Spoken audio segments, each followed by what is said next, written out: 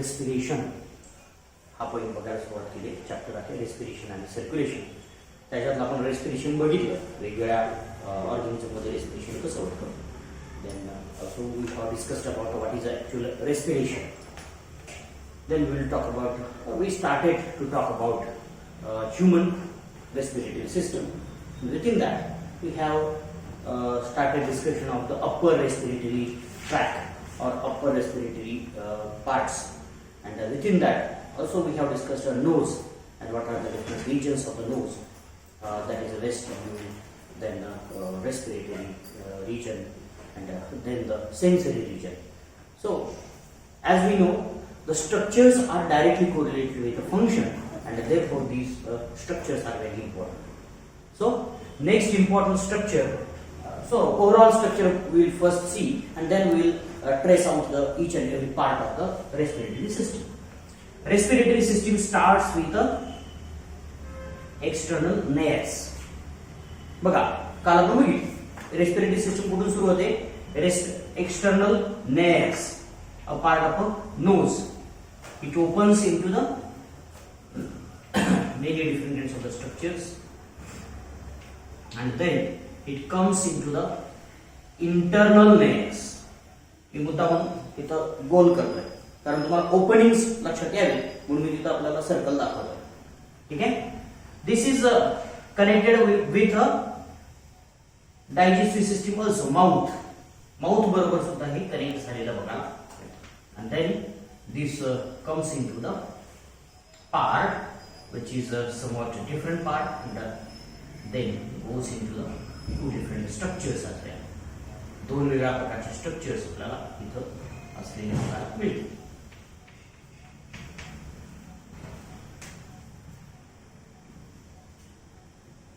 मागचं एक स्ट्रक्चर त्याच्यात आपण काही जास्त जायची गरज नाही, पण जे पुढचे जे स्ट्रक्चर्स आहेत त्याच्यामध्ये आपण नेक रिजन मध्ये आलो. नेक रिजन मध्ये this structure get divided into the two, left and right bronchi or bronchus. This bronchus get divided into the many branches. Branching and rebranching occurs within this bronchus. कसंही नंतर काढलं तरी चालेल. Branching लक्षात ठेवा. And then it forms one complete structure, that is the nerve, and finally it ends into the bunch of some small globular structures. These are present here. याला बाकीचं काही जास्त काढायचं. ठीक आहे.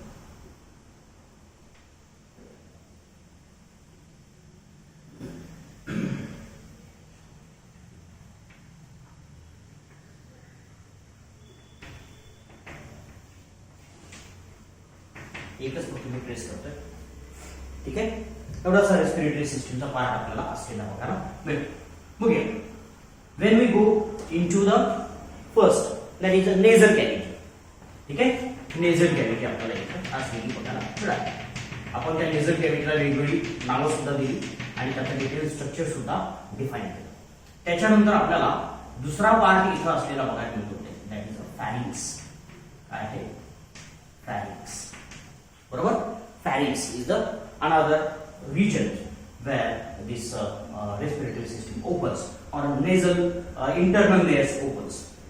Within this internal layers, then opens into the pharynx, and then go into the another kind of a structure, that is a trachea. That is a trachea, and trachea do have a specialized structures wherein ट्रॅकियाच्या ओपनिंगला आपल्याला वेगळ्या प्रकारचे structures असलेले बघायला मिळतात. Trachea is a cartilage, or it is formed of a ciliated epithelial cells. It is formed of a ciliated epithelial cells, or you can simply say it is formed of a ciliated epithelium. But that ciliated epithelium may get collapsed, and for that there are some structures present, and those structures are cartilaginous in nature and therefore those are called as the cartilaginous rings. Cartilaginous rings are present there in the trachea. Trachea divides into the two branches. Those are called as a bronchus or bronchi. त्याला काय म्हणायचं? Bronchus किंवा bronchi असं म्हणायचं. Clear? Then bronchi branches into the or branch, they form so many branches into the bronchioles. लक्षात ठेवा, bronchioles मध्ये त्या डिवाइड झालेल्या बघा छोट्या छोट्या bronchioles, and bronchioles opens into the or they may have small primary secondary bronchioles, and especially when we go into the bronchioles there is no need to supply, and at the end there are alveoli. Clear? बघूया आता आपण याच्यात जर बघितलं, it is a mouth opening or oral opening, it is a external nares, Ner एकच आहे म्हणून आपण एकाच बाजूने बघतोय, पुन्हा आपण लक्षात ठेवा. This is the nasal cavity, nasal cavity. It is the internal nares.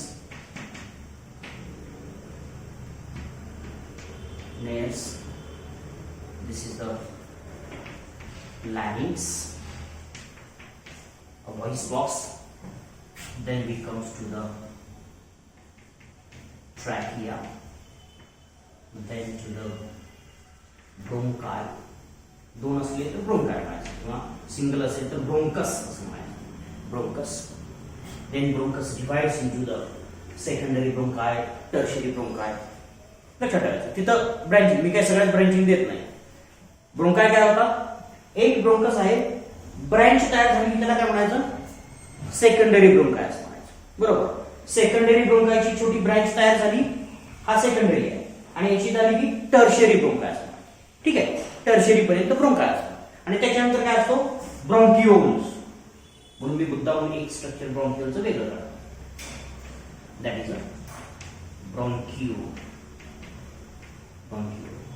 ठीक आहे, स्मॉल स्ट्रक्चर आपल्याला असलेलं बघायचं. मी पाहिजे तर secondary bronchi, bronchus, secondary bronchus.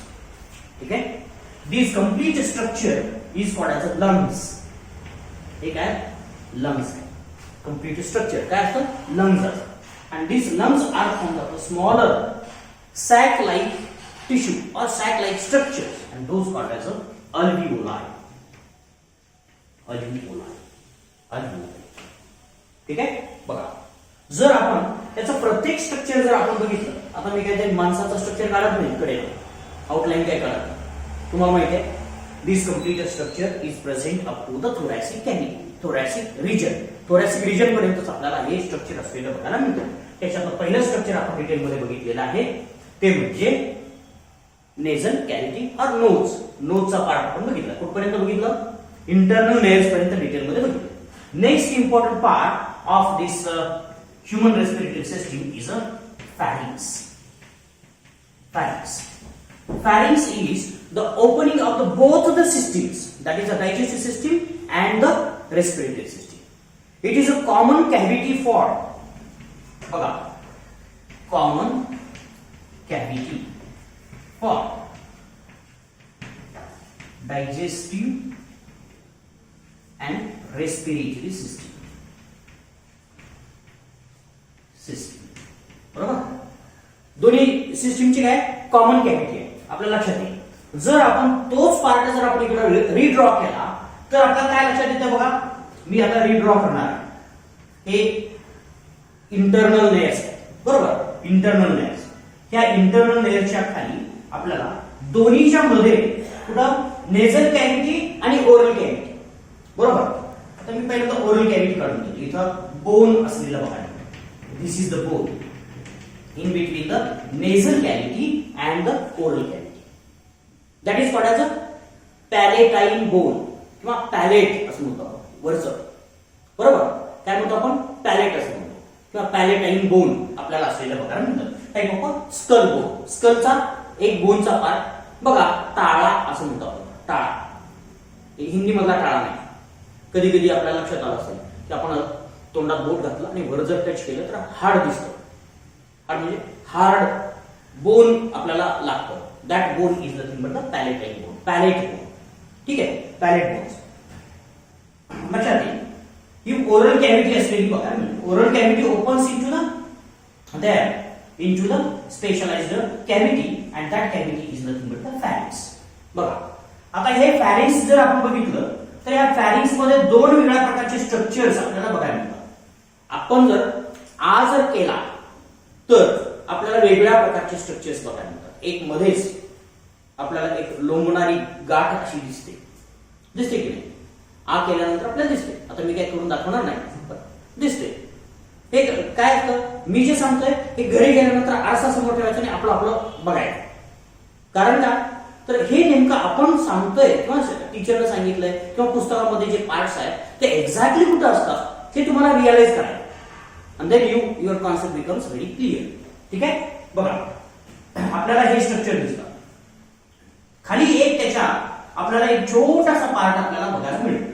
and then there is an opening of the two different kinds of the structure. दोन वेगळ्या प्रकारच्या स्ट्रक्चरचं ओपनिंग आपल्याला इथं असलेलं बघायचं. मी एकच पार्ट दाखवतोय, दॅट इज अ pharynx. बघा, this opening of the respiratory system.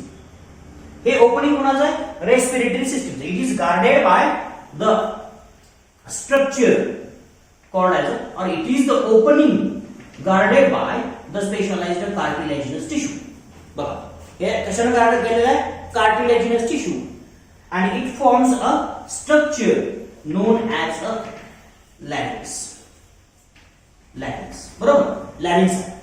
त्याच्या वरचं जे opening of the larynx is the glottis. त्याला काय म्हणायचं? glottis. बरोबर? ते काय? glottis. and the cover which is present over it is a epiglottis. हे काय असतं? It is also cartilaginous cover. लक्षात ठेवायचं, कार्टिलेजिनस. याला काय म्हणायचं? इपिग्लॉटिस. मी इकडं नाव टाक, नाही इकडंच घ्या.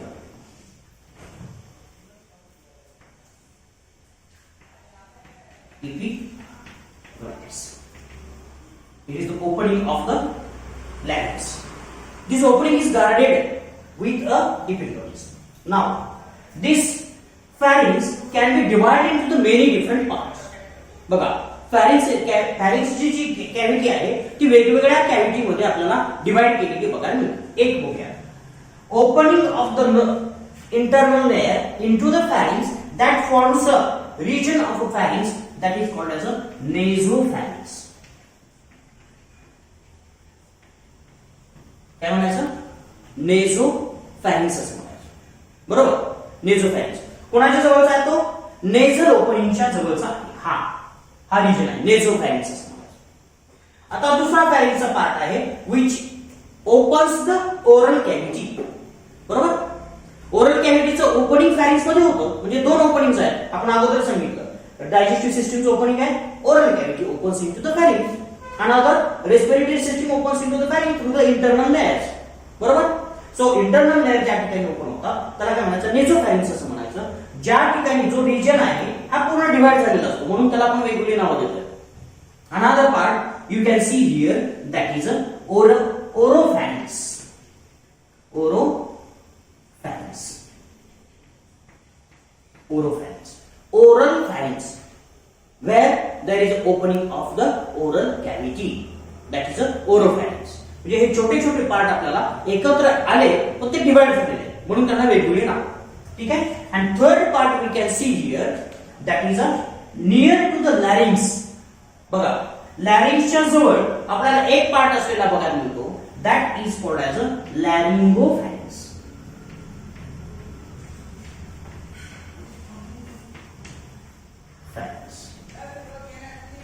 बरोबर? बघा, तीन वेगळ्या प्रकारचे पार्ट कसे दिसतात.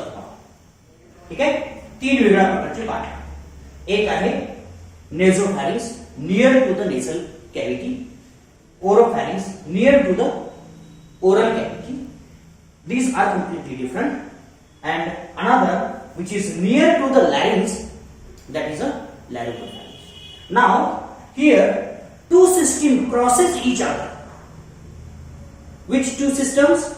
One is the respiratory system and another is the digestive system. They cross each other, and this cross is nothing but the pharynx. A common opening of this both respiratory and digestive system is the pharynx.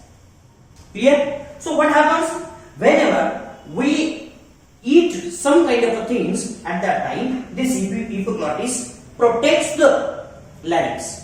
Epiglottis कुणाला protect करतं? लॅरिंक्सला, म्हणजे ग्लॉटिसला. जे ज्या वेळेस बघा food material आतमध्ये जाईल, हे ग्लॉटिस कशावरती जातं? लॅरिंक्स वरती जाऊन झाकलं जातं, बरोबर. त्याच्यामुळे कुठलाही फूड मटेरियल आपल्याला लॅरिंक्स मध्ये गेलेला बघायला मिळत नाही. क्लिअर? कसं होतं हे? लगेच इकडून फूड मटेरियल आतमध्ये गेलं की त्याच्यावरती झाकण, बरोबर, ते फूड मटेरियलच्या प्रेशरनंच झाकण त्याच्यावरती झाकलं जातं. म्हणजे काय होईल? इथं बघा, ही आहे, इकडे अशा प्रकारची त्याची झापड आहे, बरोबर. इकडून प्रेस केल्यानंतर काय होईल? It will cover the opening, बरोबर. त्याच्यामुळं आपल्याला कधीही रेस्पिरेटरी ट्रॅक्ट मध्ये फूड मटेरियलचे पार्टिकल्स गेलेले बघायला मिळणार नाही, बरोबर. एक. दुसरं म्हणजेच काय? खाताना आपण श्वास घेऊ शकत नाही, हे याचं कारण. खाताना आपण श्वास घेऊ शकत नाही, ते कशामुळं? तर आपल्याला सांगताय, because epiglottis covers the glottis is the opening of the respiratory system. Clear? बघा. And then whenever it is a cartilaginous, therefore it remains open every time. When we do not eat food material or we do not try to swallow at that time, this remains open. आपण जर swallow करत नसू तर आपण कधीच याला close करू शकत नाही. It remains open and therefore we can directly respire, म्हणजे डायरेक्टली रेस्पिरेशन साठी एअर आला ते डायरेक्ट आपल्याला लॅरिंक्स मध्ये गेलं जातं. दुसरी, opening of this oesophagus is the gullet. Opening of the oesophagus is the gullet, and this is closed because it is guarded with smooth muscles. हे कशानं गार्ड केलेलं असतं? स्मूथ मसलनं गार्ड केलेलं असतं. लक्षात ठेवा, हे असं असतं. कसं असतं? असं. ज्यावेळेस याच्यात काही प्रेस करू त्यावेळेस हे ओपन. म्हणजे समजा हे फूड मटेरियलचा पार्टिकल आहे, हे असं आहे, इथून फूड मटेरियल चाललं की आपल्याला असं आणि ते लगेच क्लोज, त्याच्यातून एअर जाऊ शकत नाही, बरोबर. म्हणून एअर इकडे जात नाही. पण फोर्सफुली जर आपण केलं, गिळताना आपण जर कधी कधी आपण काय करतो, एअर सुद्धा गिळू शकतो. कधी प्रयत्न केला असं? एअर सुद्धा तोंडामध्ये एअर घ्यायचा आणि गिळायचा, मग काय होईल? त्यावेळेस एअर तोंडामधून जर गेला तर फोर्सफुली काय होतं? ग्लॉटिस आपण क्लोज करू शकतो गिळण्याच्या प्रक्रियेमध्ये, आणि त्याच्यानंतर आपण थोडासा एअर आपण इथं गिळू शकतो. पण तसं नॉर्मली होत नाही, ते आपल्याला इंटेन्शनली करावं लागतं. ठीक आहे. तर अशा प्रकारे हा लॅरिंक्स असलेला बघायला मिळतो. फॅरिंक्स असलेला बघायला मिळतो. Pharynx can be divided into the nasopharynx, oropharynx and laryngopharynx. Clear? ही गोष्ट क्लिअर झाली. डायग्राम लक्षात ठेवायची, कुठला पार्ट कसा असतो, कुठं असतो, हे तुम्हाला लक्षात येईल. So it is the important part of the both connected which is the connection between the digestive and the respiratory system. Next important part we have to see, that is the larynx. नंतरचा part काय? larynx. हा it is also called as a voice box. It is also called as a voice box. त्यालाच आपण काय म्हणतो? voice box असं म्हणतो. बघा, this is a very critical structure.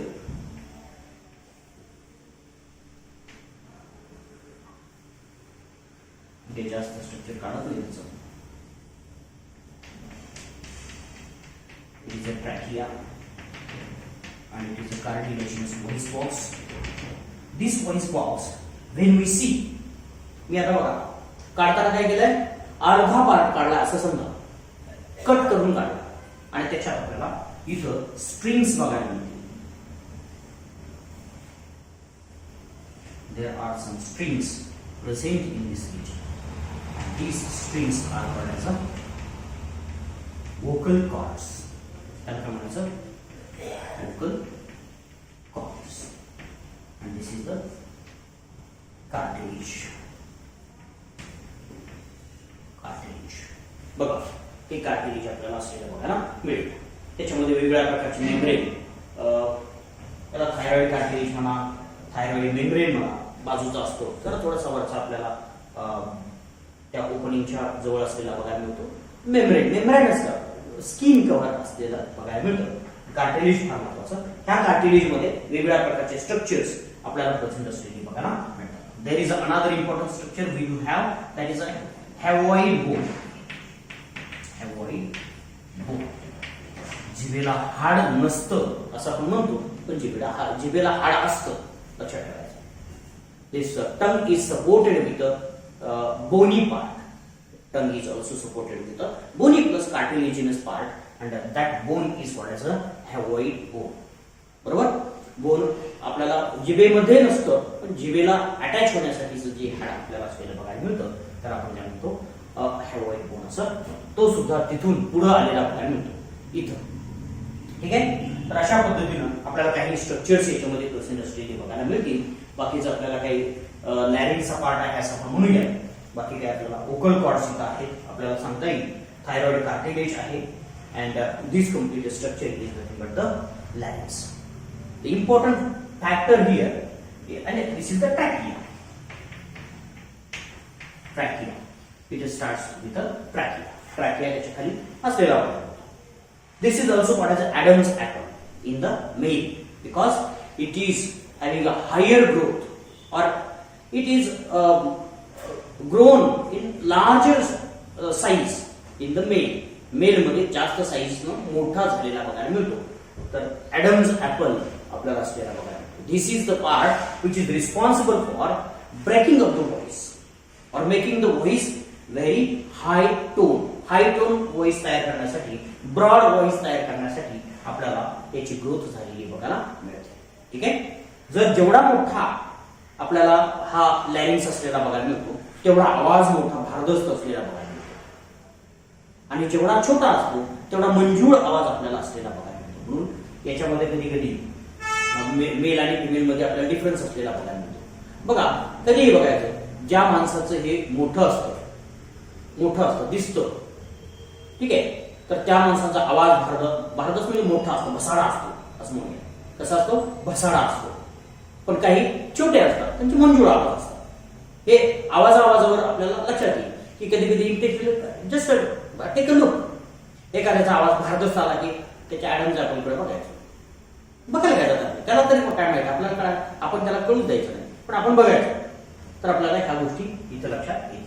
ठीक आहे. There are vocal cord, elastic and collagen formed cords are there which are formed of the elastin and the collagen. Such kind of the elastic cords are present within this. म्हणजेच बघा, त्याचं वरून जर opening बघितलं तर असं दिसेल, आणि याच्यामध्ये आपल्याला काय असतील? Vocal cords. बघा वोकल कॉर्ड्स कसे आहेत? अशा पद्धतीने असलेले बघायला मिळतात. These vocal cords are vibrated during the sound formation. Sound फॉर्मेशनच्या वेळेस काय केलं जातं? साऊंड तयार करताना काय केलं जातं? Just air is blown out of the lungs, and during that air blowing out of the lungs, what happens? There is a vibration of these vocal cords. Vocal cords काय होतं? व्हायब्रेशन झालेलं बघायला मिळतं. And these vocal cords can be controlled. Its a strength, its elasticity can be controlled with the muscles. बरोबर.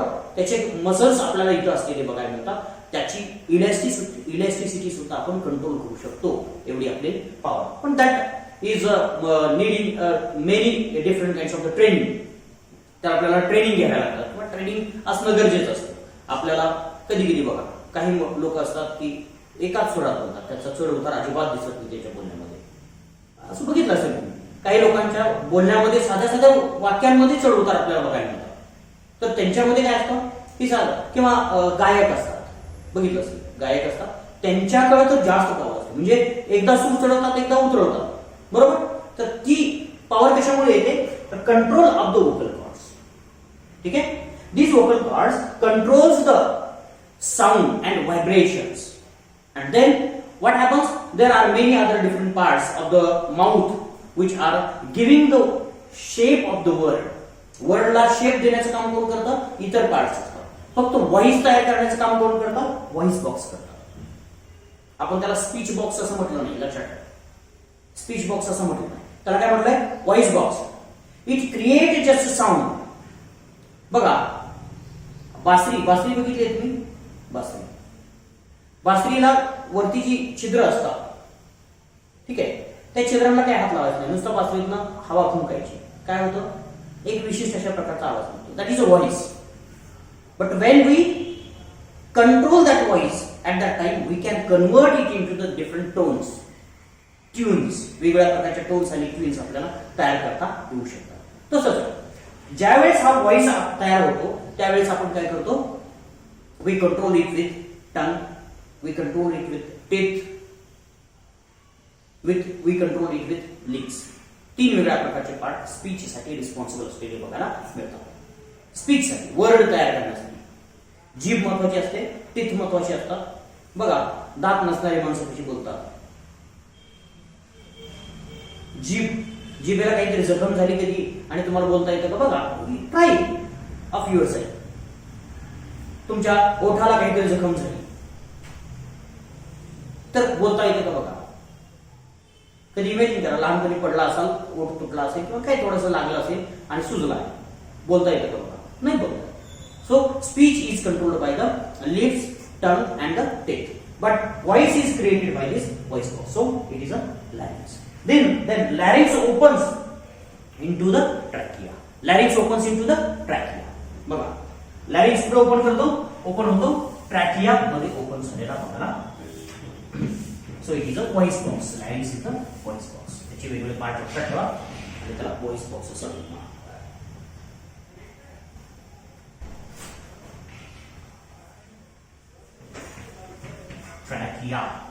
Trachea is just a windpipe. त्यालाच आपण काय म्हणतो?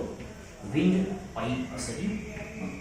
This windpipe is formed of the specialized tissue that is formed of different kinds of the epithelium, and that epithelium is the pseudo-stratified epithelium. It is the tube formed of pseudo stratified epithelium. This pseudo stratified epithelium is secretory in nature as well. Remember, बघा, this trachea is present just anterior or just ahead of the or just in front of the esophagus. मी मुद्दा म्हणतो esophagus नाव. esophagus ची tube जी आहे त्या ट्यूबच्या पुढे असलेला भाग. esophagus हा ट्रॅकियाच्या मागच्या बाजूला असतो. जर ट्रॅकिया बघायचे झाले तर इथं हात लावा, रिंग सुद्धा दिसतात, कार्टिलेजिनस रिंग सुद्धा आपल्याला बघायला मिळतात. बघूया कशा प्रकारच्या रिंग्स असलेल्या बघायला मिळतात. ठीक आहे, हे काय? It is just a membranes pipe. हा कसा आहे? मेम्ब्रेनस पाईप आहे, लक्षात ठेवायचं.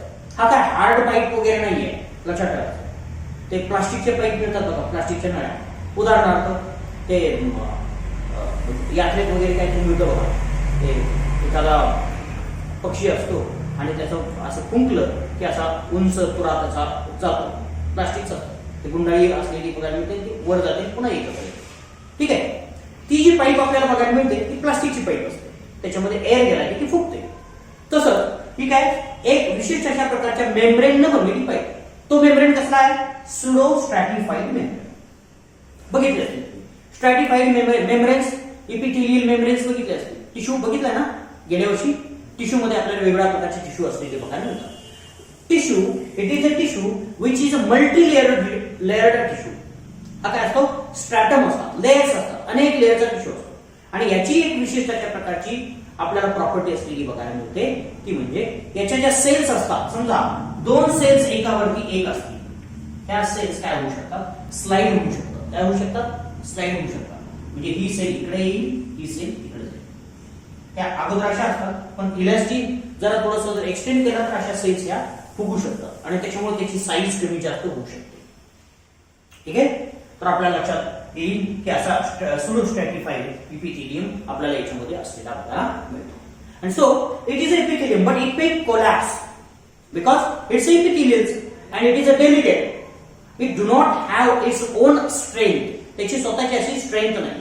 म्हणून ह्याच इपिथेलियमला आपल्याला काय करायला लागतं की विशिष्ट अशा प्रकारची स्ट्रेंथ द्यावी लागते. ती स्ट्रेंथ कशी दिली जाते बघूया. Suppose it is the membrane. It is the membranes tube that is a tracheal tube. बरोबर, ही मेम्ब्रेनस ट्रॅकियल ट्यूब आहे which is formed of the pseudo stratified epithelium. But this membranous tube is supported with a cartilaginous rings. Cartilaginous rings न आपल्याला cover केलेली बघायला मिळते. बघा, cartilaginous rings आपल्याला इथं प्रेझेंट असलेल्या बघायला मिळतात. About 16 to 20 rings are present. 16 to 20 rings are present. Rings. But these rings are C-shaped. ह्या कशा असतात? C आकाराच्या असतात. बघा, किंवा मी आता जर बघितलं मागच्या बाजूची पण दाखवतोय मी. बरोबर, अशा प्रकारची कंप्लीट रिंग नसते, C आकाराची रिंग असलेली बघायला मिळते. ही C आकाराची आहे की नाही हे सुद्धा तुम्ही बघू शकता. कसं बघणार? इथं जायचं आणि असं जास्त दाबायचं नाही, याचा तुम्हाला त्रास होईल. ठीक आहे, इकडे जर बघितलं तर याचा सी चं एंड दिसतं, इकडे एक एंड दिसतं, इकडे एक एंड दिसतं. सो सी शेप्ड रिंग्स आपल्याला प्रेझेंट असलेल्या बघायला मिळतात ट्रॅकियाच्या मध्ये. क्लिअर दिसतं, सगळं फील करता येतं आपल्याला. When we have a trachea, it contains a C-shaped rings. इथं सुद्धा ब्रोंकस मध्ये C-shaped असला, ब्रोंकस मध्ये मात्र आपल्याला कंप्लीट रिंग्स असलेल्या बघायला मिळतात. लक्षात ठेवा, trachea contains C-shaped rings and bronchi have a complete rings. लक्षात ठेवायचं, ब्रोंकाय काय कंप्लीट रिंग्स न बनलेला पार्ट आपल्याला असलेला बघायला मिळतो. ठीक आहे, तर ह्या गोष्टी आपल्याला इथं लक्षात आलेल्या बघायला मिळतील. So these cartilaginous rings gives a support to the trachea. ट्रॅकियाला सपोर्ट देण्यासाठी आपल्याला ह्या रिंग्स असलेल्या बघायला मिळतात. Clear? So it carries, its function is to carry or it is just a passage for the air from the pharynx to the bronchi. Pharynx to bronchi एवढ्या एरियामध्ये आपल्याला काय करायला लागतं तर हा एअर ट्रान्सफर करण्याचं फक्त काम असतं. It is just a passage for the air, nothing else. त्याचं काय काम नाही, पॅसेज म्हणून काम करतं फक्त. ठीक आहे, it is a passage for the air from the pharynx to the bronchi. That is a windpipe, that is a trachea. Another, this trachea branch or undergoes a branch, single branch, or it forms a two different small branches. दोन वेगळ्या प्रकारचे branches तयार केले जातात and those branches are called as a bronchus or bronchi. तर आपण bronchus एक singular word वापरूया, bronchus. दोन असतात म्हणून bronchi असतात. This trachea get divided into the two branches. One is the left side and another is the right side. Right bronchi and left bronchi. आपण त्याला म्हणू शकतो. Trachea divides into two. That is a bronchi. दोन bronchi मध्ये आपल्याला तो divide झालेला बघायला and that leads to the windpipe. That leads to the many different other structures. Then bronchus divides into the smaller branches. Bronchus divide into the smaller branches. Secondary bronchi. बघा, हे काय bronchus primary. ठीक आहे, तर आपण जर structure काढायचं म्हटलं तर मी ब्रोंकस पासूनचं स्ट्रक्चर इकडं रीड्रॉ करतो. ठीक आहे, ब्रोंकस हा काय ब्रोंकस मी सांगितलं की there are complete rings present around the bronchus. ब्रोंकसच्या भोवती कंप्लीट रिंग्स असलेल्या बघायला मिळतात. त्याच्यानंतर काय झालेलं बघायला मिळेल बघा, सेकंडरी ब्रोंका. सेकंडरी ब्रोंका, बरोबर, secondary ब्रोंका. Secondary bronchi further divides into the smaller branches. That is a tertiary bronchi. बरोबर, टर्शरी ब्रोंकाय. ती सुरुवातीची आहे त्याला प्रायमरी ब्रोंकाय असतात, ब्रोंकस असतात. त्याला काय म्हणायचं? प्रायमरी. पहिलाच असतो त्याला म्हणून प्रायमरी असतो. First is the primary, next is the secondary. Tertiary. तीन ब्रांचेस मध्ये आपल्याला तीन ठिकाणी ब्रांचेस झाल्या की tertiary. This tertiary bronchi divides into the smaller structures. Those are called as bronchioles. बघा, आता इथपर्यंत मी काय करतो? रिंग्स काढतो. त्या रिंग्स असतात. कुठपर्यंत असतात? टर्शरी ब्रोंकाय पर्यंत रिंग्स असतात. कार्टिलेजिनस रिंग्स असतात. But this another structure again divides bronchi or bronchioles, and these bronchioles to develop into the smaller nature of the structures. इथं बघा, हा bronchiole. Bronchiole. This bronchiole opens into the sac-like structure, or it has an end that is a sac-like end. Many sac-like ends are there, and those ends are the alveoli. Primary bronchi, bronchus, secondary bronchus, tertiary bronchus. याच्यामध्ये rings असतात, cartilaginous rings असतात suppose. But this bronchiole do not have any kind of a cartilaginous ring. It is just a membranous structure. हे कसलं structure असतं? फक्त membranous structure असतं. It is a end part of the tubule or tubular system or respiratory system. Respiratory सिस्टमचा तो शेवटचा tubule असलेला बघा. But it ends into the smaller sac like structure that is a alveoli. About 12 to 20 sacs are present at the end of each bronchus. Bronchiole. प्रत्येक ब्रोंकिओलच्या एंडला किती अल्व्होलाई असतील? 15 ते 20 च्या दरम्यान आपल्याला असलेल्या आपल्याला मिळतील. जवळजवळ आपण जर बघितलं तर 10 ते 12 अल्व्होलाई आपल्याला तिथे असलेल्या varies. Number varies person to person असते, or bronchus to bronchus, bronchiole to bronchiole. आपल्याला तो नंबर व्हॅरी झालेला आहे. ठीक आहे. So bronchus divides into the tubes. Those are the different parts up to the bronchiole. Bronchiole पर्यंत आपल्याला हा पार्ट असलेला बघायला मिळेल. ठीक आहे. बघा, this bronchiole divides into or ends into the smaller sac like structure that is a alveoli. म्हणून त्याला आपण ब्रोंकिओल असं म्हटलं तरी चालेल. And this complete structure form of a lungs. हे सगळं स्ट्रक्चर काय तयार झालेलं बघा मिळतं, लंग्स न तयार झालेलं बघा ना. आता हे फक्त आतलं स्ट्रक्चर बघितलं. आपण बाहेरचं स्ट्रक्चर जर बघितलं ओव्हरऑल लंग्सचं, तर ते आपल्याला लंग्स म्हणून आपण स्टडी करणार आहोत. Bronchus is a part of a lungs. Remember, bronchus हा त्याच्या आतमध्ये ट्यूब्युलर सिस्टम आहे. कोणाच्या? लंगच्या आतमध्ये ट्यूब्युलर सिस्टम आहे. ब्रोंकस आणि ब्रोंकिओल्स, these are the tubular systems present in the lungs. म्हणजे लंग्स आणि हे वेगळे आहेत. आपल्या पुस्तकामध्ये तसं खरं तर तसं द्यायला नाही पाहिजे होतं, ते दिलंय, काय प्रॉब्लेम नाही तसा. म्हणजे लंग्स अगोदर द्यायचे नंतर ब्रोंकस द्यायचा. असं केलं असतं तर ते जरा संयुक्त वाटलं असतं. तर ते आता सिक्वेन्स नाही म्हणून मी सांगितलं ब्रोंकस. ठीक आहे. ब्रोंकस हा ट्यूब्युलर पार्ट आपल्याला लंग्स मध्ये असलेला बघा. लंग्स जे आहेत ते आपल्याला प्रेझेंट असलेले बघायला मिळतात. Lungs, a pair of lungs. Pair असलेला बघा. लंगचे काय? पेअर असलेला बघा. It is a pinkish, highly vascular, highly vascular structure. Pinkish कलरचा आहे, हायली व्हॅस्क्युलर स्ट्रक्चर आपल्याला लंग्स असलेला बघा ना. There are two lungs. They are present in the thoracic cavity. They are present in the thoracic cage. असं म्हटलं तरी चालेल. thoracic cage guarded with a ribs and the diaphragm at the bottom. इथं आपल्याला अजून एक स्ट्रक्चर असलेलं बघायला मिळतं. मसल्स, मस्क्युलर स्ट्रक्चर असलेलं बघायला मिळतं. That is also important and that structure is nothing but the diaphragm.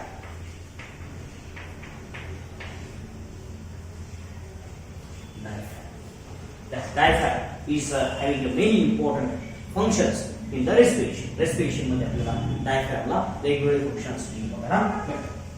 These lungs are covered with a small structure or small cover that is called as a pleura. त्याला काय म्हणायचं? Pleura असं म्हणायचं. That's cover of a lungs. Lungs are not directly in contact with the skin or internal parts of the body because it has to get damaged because of their function. त्याला damage सुद्धा होऊ शकतो. So this is protected with a small plastic like cover. मी समजून सांगण्यासाठी सांगतो बघा, plastic ह्याच्यात वापरायचं नाही. प्युरा असं म्हणायचं. त्याला काय म्हणायचं? प्युरा. त्याच्या भोवती आपल्याला काय असलेला बघायला मिळतो? प्युरा असलेला बघायला मिळतो. सगळ्याच्या भोवती दोन्ही लंग्स आहेत त्याच्या भोवती आपल्याला काय असतो? Pleura. That layer is the pleura which is a cover of the lungs. That pleura can be divided into the two different kinds of the layers. दोन वेगळ्या प्रकारच्या लेअर मध्ये आपल्याला त्याला डिवाइड करायचं. बघा, प्ल्युराला जर कट केला तर त्याचे दोन लेयर्स आपल्याला बघायला मिळतात. मुद्दा म्हणून हा एक लेयर आहे and internal layer. It is there is a lungs. आतमध्ये काय? Lungs. It is outer layer, internal layer. ठीक आहे. बघा, परायटल लेयर आणि विसरल लेयर. काय? परायटल लेयर आहे, visceral layer. Outer layer is the parietal layer. Parietal pleura असं म्हटलं तरी चालेल. And internal is the visceral pleura. बघा, ठीक आहे. दोन प्रकारचे लेयर आपल्याला इथं असलेले बघायला मिळते. आउटर आहे परायटल आणि इनर काय? विसरल.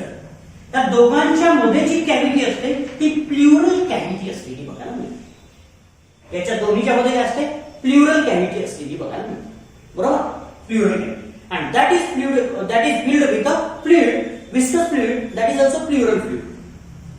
ठीक आहे. इथं मध्ये जी आहे ती काय आहे?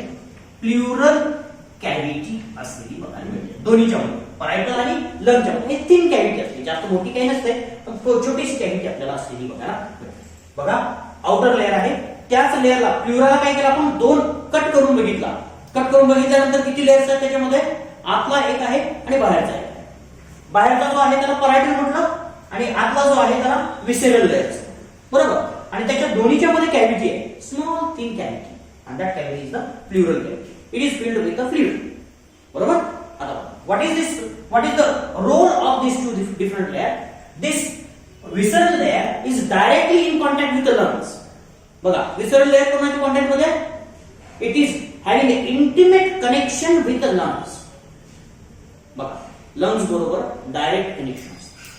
But this parietal layer do not have any kind of connection with the lungs because this is separated by the cavity.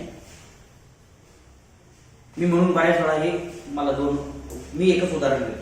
कारण हार्टच्या बाबतीत असंच असतं. बाहेरचं एक कव्हर असतं आणि इथं पण तसंच असतं.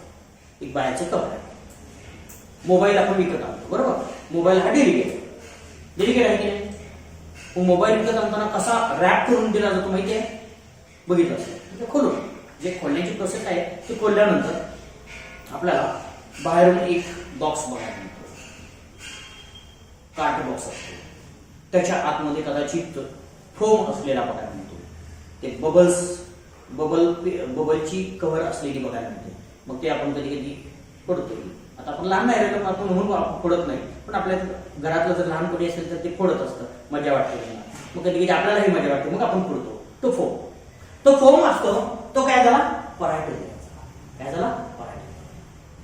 पण या फोमच्या आतमध्येही मोबाईलच्या वरती एक प्लास्टिकचं कव्हर असतं. थिन प्लास्टिकचं, एकदम स्मूथ आणि डेलिकेट असलेलं बघायला मिळतं मोबाईलच्या भोवती.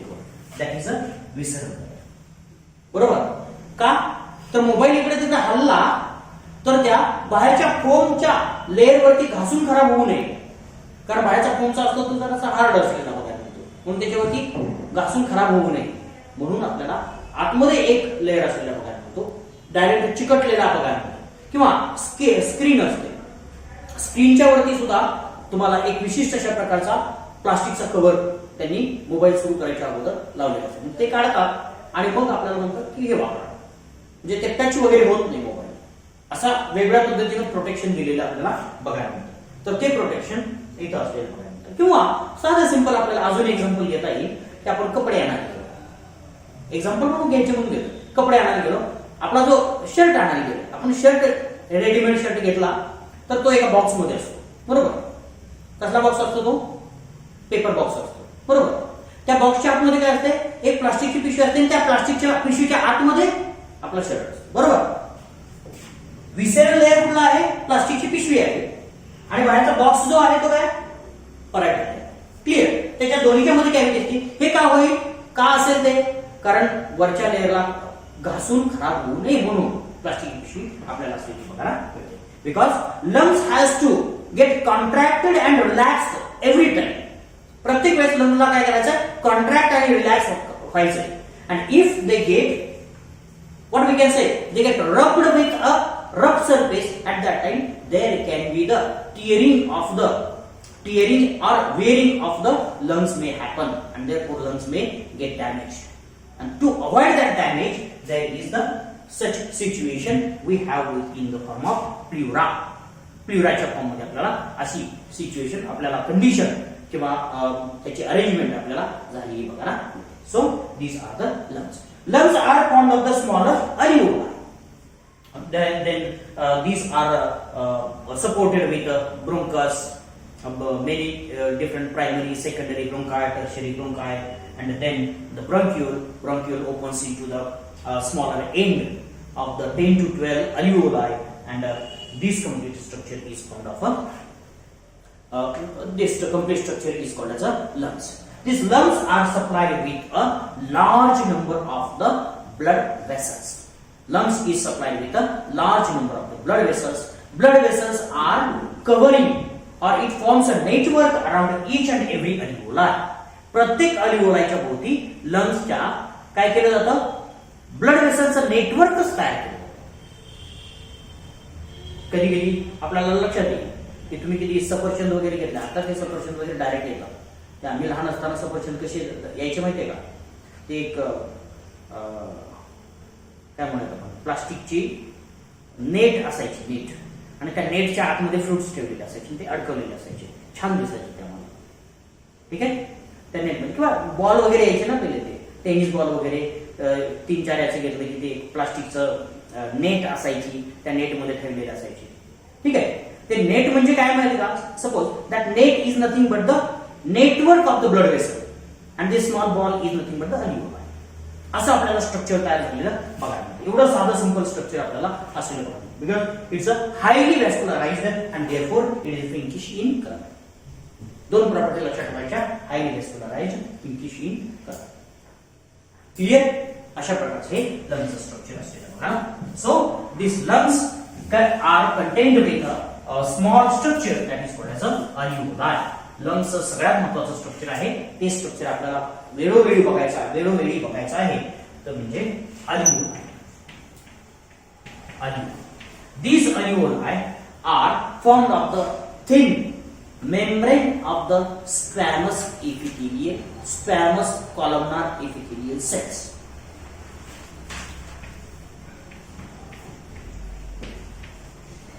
Epithelium. असला इपिथिलियम असतो, स्क्वॅमस इपिथिलियम आपल्याला याचा असलेला बघा. स्क्वॅमस इपिथिलियम बघा, साधं simple. It is a sac like structure. पहिले sac like structure. This squamous epithelium has a basement. This epithelium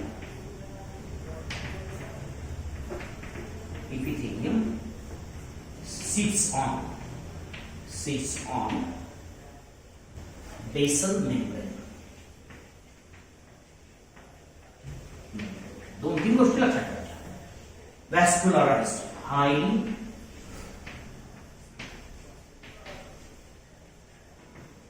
व्हॅस्क्युलराइज्ड. हे 3-4 गोष्टी लक्षात ठेवल्या की अल्व्होलाई समजली. बघूया, एक अल्व्होलाईचं स्ट्रक्चर जर आपण बाजूला काढलं तर आपल्याला काय काय लक्षात येईल ते आपण बघूया. ठीक आहे.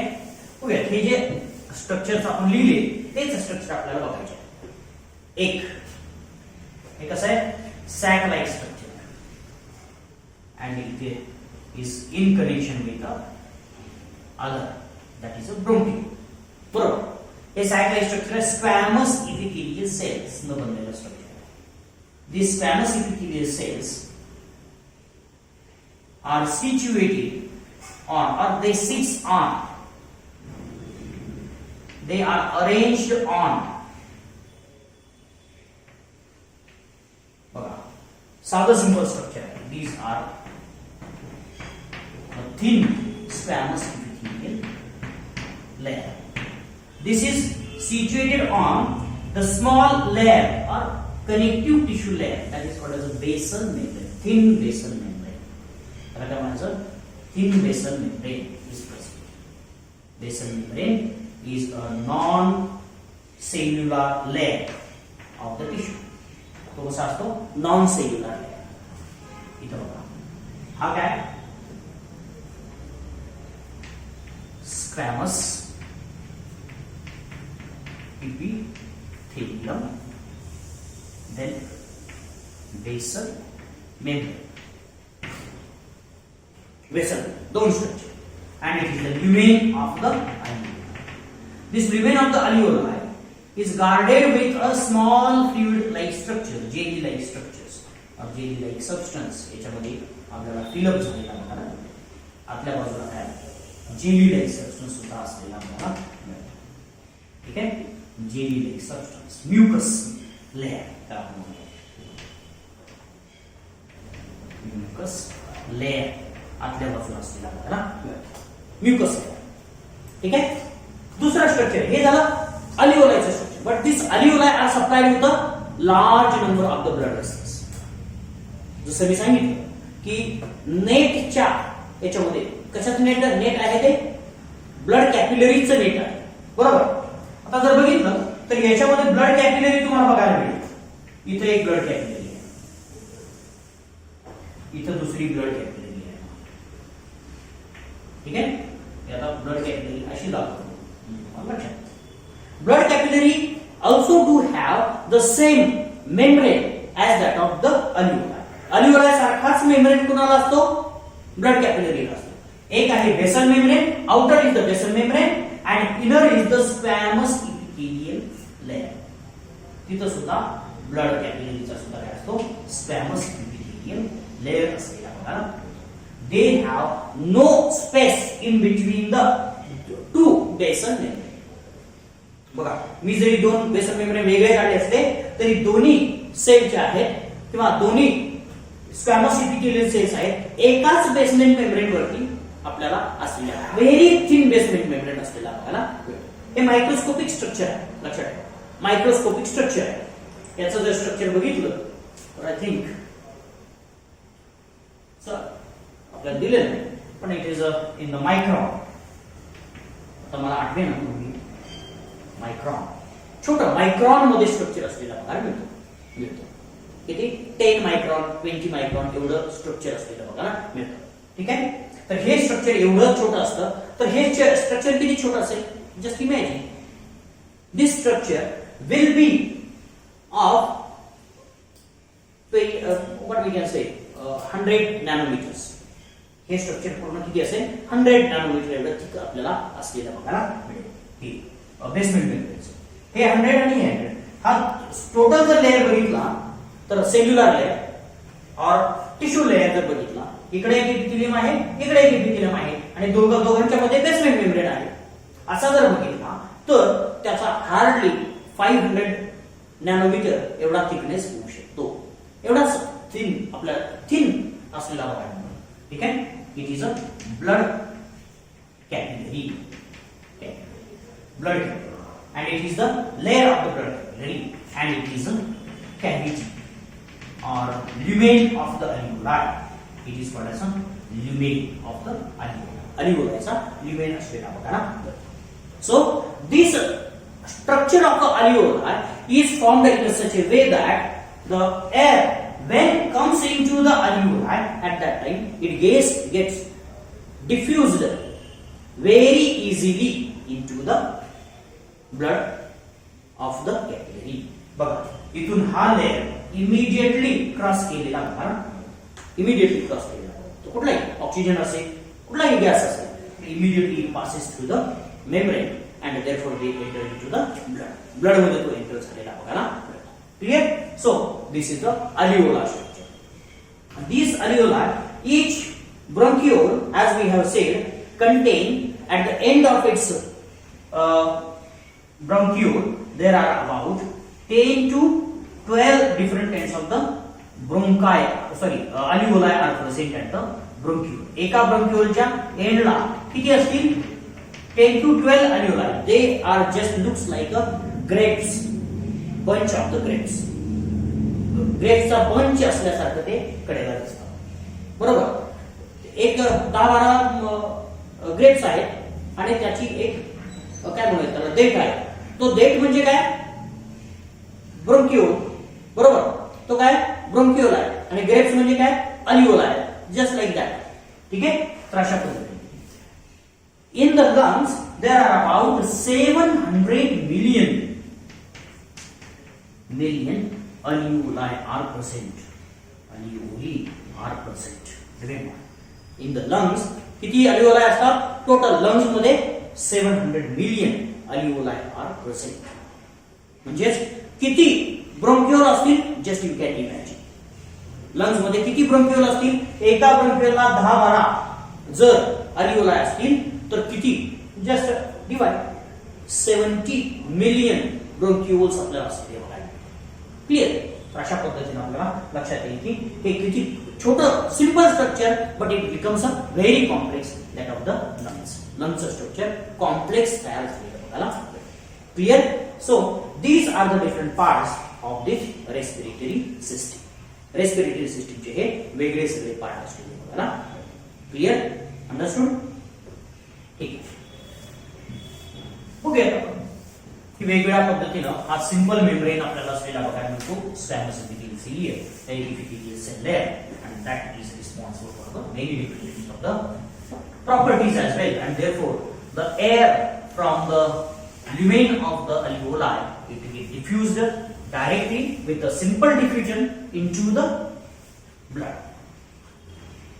Another important process. आता respiratory system लक्षात आली. Nose, nasal cavity, internal layers, pharynx, larynx, trachea, bronchi, bronchioles, bronchi मध्ये primary bronchi, secondary bronchi, tertiary bronchi, and then the bronchioles. And bronchioles ends into the alveoli. म्हणजे एक flow chart जर बघितला आपण, structures कुठले कुठले कुठे असतात ते जरा एका फ्लो चार्ट मध्ये जस्ट द्यायचं म्हणून मी देतो. External nares opens into the nasal cavity, then nasal cavity opens into the internal nares.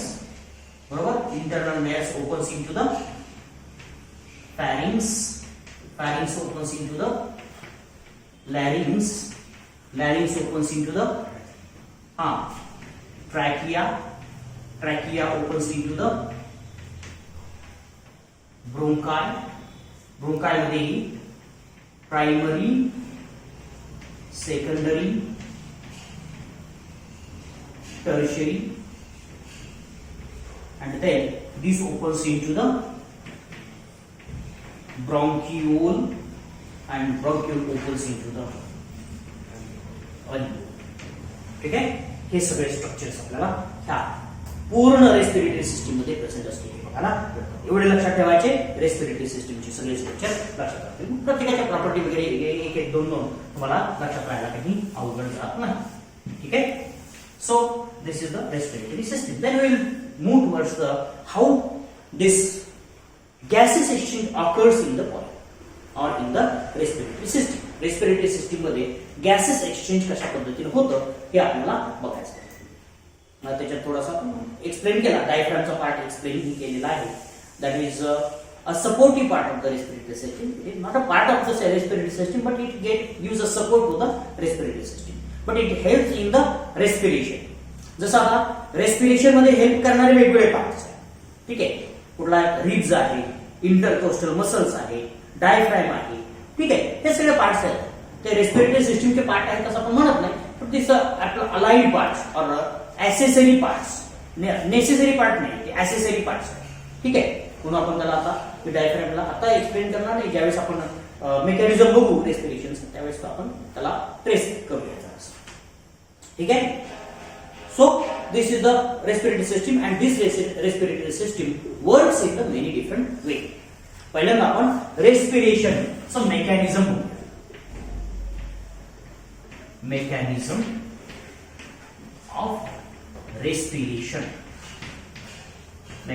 of respiration. So respiration, as you know, it is a oxidation of a complex food material into the simple food material to release the energy. आपण याच्या अगोदर बघितलं definition सुरुवातीला बघितलं. काय रेस्पिरेशनची definition? It is a oxidation of a complex food material into the simple to release energy by using oxygen. Oxidation आहे म्हणून ऑक्सिजन आपण वापरतो असं म्हणायची काही आवश्यकता नाही. ऑक्सिडेशन होतं, ऑक्सिडेशन करून आपण एनर्जी रिलीज करतो. ह्या सगळ्या कंप्लीट प्रोसेसला काय म्हणायचं? रेस्पिरेशन असं म्हणायचं. But for this process we do need oxygen, and oxygen is available outside the body in the air. Oxygen कुठे प्रेझेंट आहे? बॉडीच्या बाहेर आहे आणि तो ऑक्सिजन आपल्याला घ्यायचा. तो first important thing within this respiration we can divide this respiration into the different category. Respiration ची प्रोसेस जी आहे complete mechanism we can divide into the 3 to 4 different kinds of the states. And the first important step is the gases exchange. पहिला सगळ्यात महत्त्वाचं काय व्हायला पाहिजे? Gas exchange व्हायला पाहिजे, ठीक आहे. गॅस एक्सचेंज सुद्धा वेगवेगळ्या पद्धतीने झाला पाहिजे. So where this respiration occurs, बघा हा रेस्पिरेशन कुठे होतं?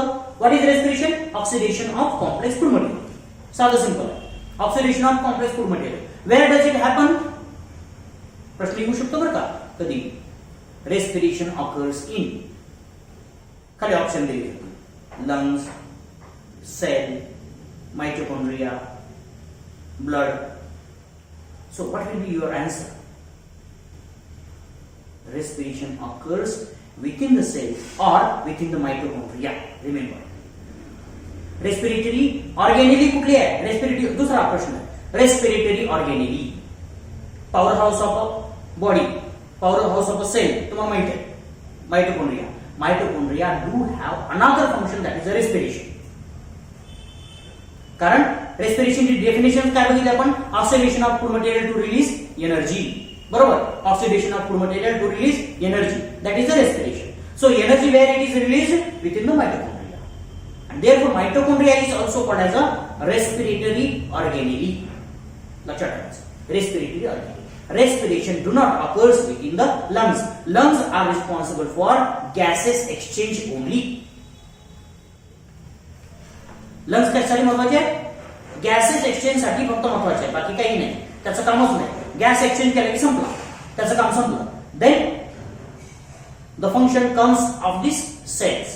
सेल्सचं फंक्शन नंतर येतं, ठीक आहे. म्हणून लक्षात ठेवायचं रेस्पिरेटरी ऑर्गॅनिली वेगळी, रेस्पिरेशन कुठं होतं हे वेगळं, ही गोष्टी तुम्हाला लक्षात ठेवायचं, ठीक आहे. नाहीतर respiration occurs in the lungs असं जर दिलं. आता दुसरा कुठलाही पार्ट जर सपोर्टिव्ह नसेल, कधी कधी असेही प्रश्न विचारला जातात रेस्पिरेशन ऑकर्स इन, असा प्रश्न असेल तुम्हाला दिला असेल in heart, in lungs, in kidney, in stomach, then you can write your lungs. बघा म्हणजे असे इरिस्पेक्टिव्ह पार्ट जर दिले तर त्याच्यातनं तुम्हाला चॉईस करायची. बट व्हेरी क्लोज आन्सर जर दिली, लंग्स दिलं, अल्व्होलाई दिला, सेल्स दिल्या, माइटोकॉन्ड्रिया दिला, then you have to write the mitochondria. The correct answer. Mitochondria नाही दिला, फक्त सेल दिली तर then you can write a cell, बरोबर. हे दोन्ही दिले नाही, सेल आणि माइटोकॉन्ड्रिया नाही दिला, अल्व्होलाई दिला, देन यू कॅन राईट अल्व्होलाई. हे सगळंच काही नाही दिलं, फक्त लंग्स आहे तर लंग्स लिहू शकता तुम्ही. अशा पद्धतीने तुम्हाला तिथं डिवाइड करा. So this respiratory process can be divided into the different categories. त्याच्या कॅटेगरी आपल्याला इथं करता येतील. 3 ते 4 कॅटेगरी मध्ये आपल्याला ते डिवाइड करता येईल. पहिली आहे category breathing. Breathing it is a gases exchange. Gases exchange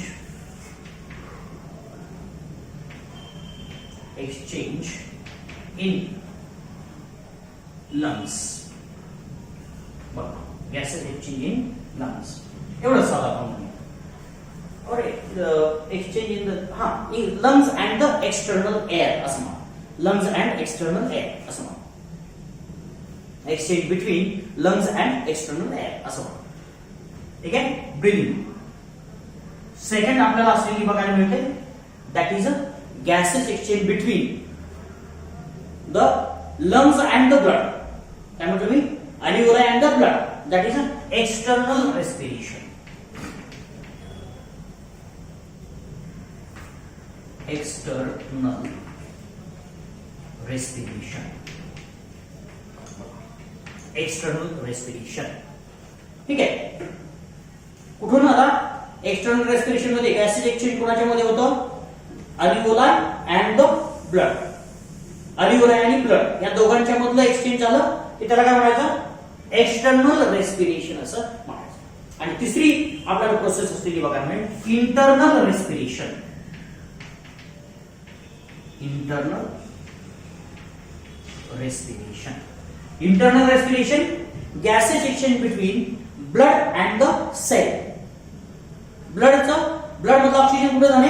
sale मध्ये जाणे. तो काय झाला? Internal respiration. बघा आता तिसरी कंडिशन आपल्याला बघायला मिळेल, cellular respiration. Cellular respiration occurs in the cell organelle. जे सेल मध्ये ऑक्सिजन घेणे आणि घेतल्यानंतर तो मायटोकॉन्ड्रियामध्ये जाणे आणि त्याचा युटिलायझेशन होणे म्हणजे काय? Cellular respiration. क्लिअर? त्या चार वेगवेगळ्या स्टेप मध्ये आपल्याला रेस्पिरेशनचं मेकॅनिझम स्टडी करता येतं. त्याच्यामुळे पहिला आपण सुरू करूयात ब्रीदिंग पासून. ठीक आहे. बाकीचं आपण वन बाय वन बघूया.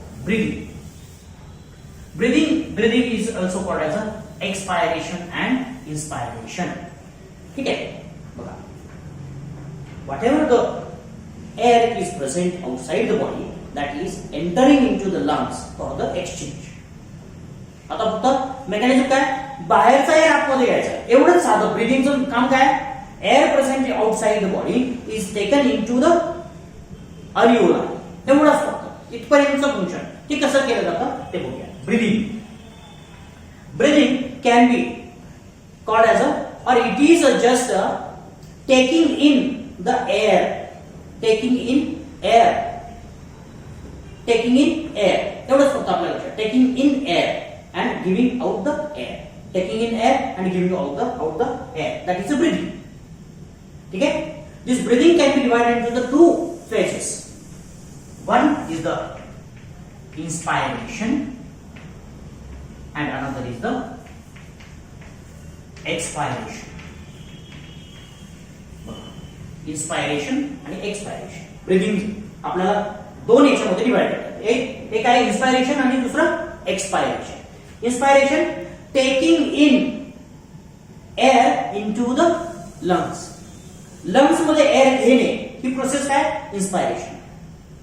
And the giving out the area of the lungs that is the expiration.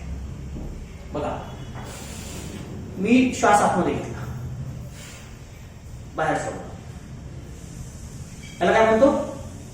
श्वास. आणि बाहेर टाकायला काय म्हणतो? उच्छ्वास. ठीक आहे. श्वास उच्छ्वास ही जी प्रोसेस आहे त्याला आपण काय म्हणतो? ब्रीदिंग. साधं. ठीक आहे. How does it happen? It happens through the lungs and the many different parts. बघूया पहिल्यांदा काय होतं की नाही सांगतो आणि नंतर कसं होतं की आपण डायग्रामॅटिकली बघूया. What happens?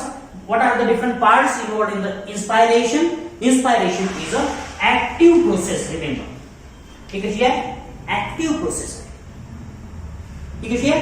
Active process. Because why it is called as active process? It needs energy. याला काय लागते? Needs energy. याला काय लागते? Energy. बरोबर. एनर्जी लागते म्हणून त्याला काय म्हणायचं? Active process. Or whatever the processes present in the body which needs energy, those are called as active processes. ज्या प्रोसेस बॉडी मध्ये होतात आणि ज्यांना एनर्जी लागते त्याला आपण ऍक्टिव्ह प्रोसेस असं म्हणतो. ठीक आहे. एनर्जी लागणारी process. It needs energy there, it is a active. Then where this energy is needed? Energy is needed for the contraction of a muscle. Contraction of muscle. बरोबर? Muscle contraction साठी ही energy लागते. आता बघा, what are the different parts involved in the inspiration? बघा, एक thoracic cage. Kaij महत्वाचा part काय? thoracic cage. काय बघा, दुसरा intercostal muscles.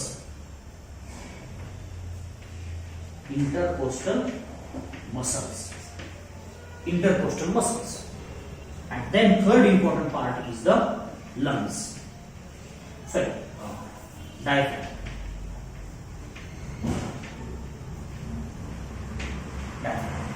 बरोबर? तीन महत्वाचे पार्ट इन्स्पायरेशन साठी महत्वाचे ऍक्टिव्हली इन्व्हॉल्व असतात. सगळ्यासाठी ब्रीदिंग साठी तीन पार्ट आहेत, पण ऍक्टिव्हली इन्व्हॉल्व होणारे कुठले आहेत? thoracic cage आहे, intercostal muscles आहे, diaphragm.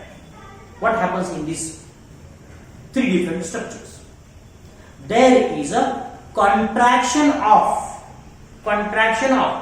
two different kinds of the muscles. This diaphragm muscle and the intercostal muscles get contracted. यांचं काय होतं? Contraction. बरोबर? बघा, मी एक्सपायरेशन नंतर पहिला आपण हे एक्सप्लेन करूया. Taking in air. साधे सिंपल डेफिनेशन काय? Taking in air is the inspiration. पहिलं काय झालं? Contraction of a muscle. बघा, मी आता लंग्स इथं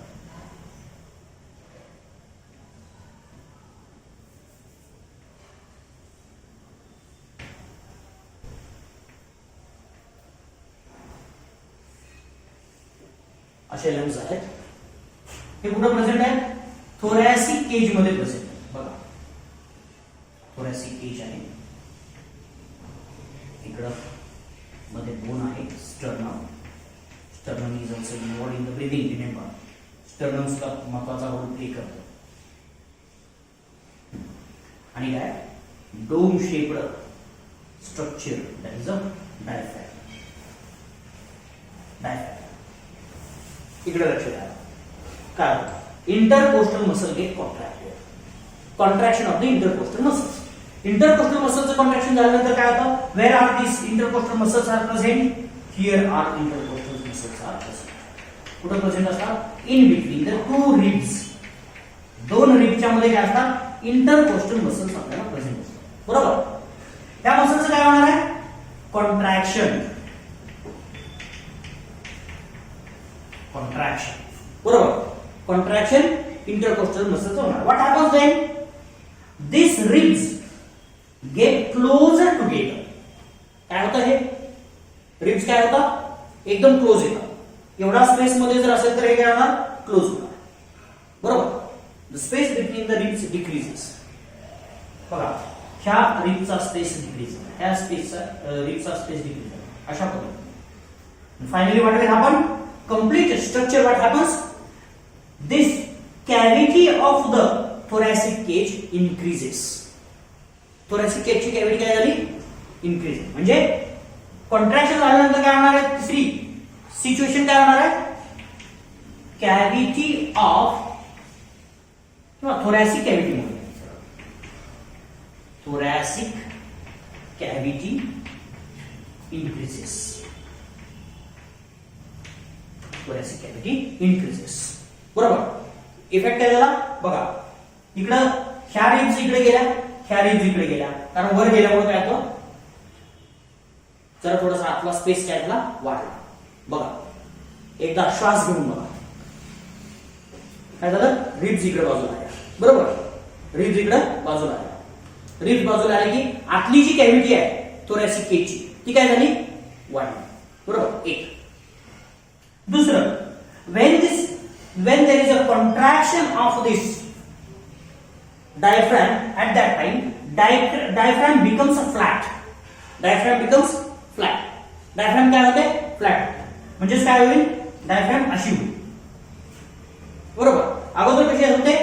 डोम शेप. रिलॅक्स्ड कंडिशन मध्ये डोम शेप होते. आता काय झाली, फ्लॅट झाली. फ्लॅट झाल्यामुळे काय होतं, इथला जो स्पेस आहे तो एवढा वाढला, एवढा स्पेस काय झाला, बरोबर. Contraction of the diaphragm leads to the flattening of the diaphragm and therefore it also leads to the increase in the thoracic cavity. Contraction of the intercostal muscle also leads to the increase in the thoracic cavity, and this cavity, as we know, the external parietal layer of this lungs is connected with the thoracic cage. Parietal layer कुठे connect झालेला, thoracic cage ला connect झालेला, and therefore what happens, there is a extension of the lungs as well. lungs चं सुद्धा काय होतं, extension होतं. लंग्सचं जे व्हॉल्यूम आहे ते सुद्धा इन्क्रीज होतं. therefore what happens, the pressure within the lungs decreases. लंगच्या आतमधलं प्रेशर काय होतं, डिक्रीज होतं, बरोबर. एअर प्रेशर लंग्स मधला डिक्रीज होतं. का डिक्रीज होतं, because there is increase in the volume, बरोबर. Increase in the volume. Volume तर बघा साधं सिंपल, मी काय करतोय बघा, साधं सिंपल, मी माझ्या माउथ कडे लक्ष द्या. मी आता जीभ वगैरे सगळं एकदम असं पकडणार आहे, बरोबर. एकदम काही आतमध्ये स्पेसच ठेवणार आणि मी थोडासा ओठामधून थोडीशी स्पेस सोडणार आणि आतलं काय करणार, व्हॉल्यूम वाढवणार. बघा काय झालं, आतमधलं प्रेशर कमी झाले, काय होतं, एअर ब्लोज इन, एअर काय होतो, rushes inward. So what happens, within the lungs the pressure decreases.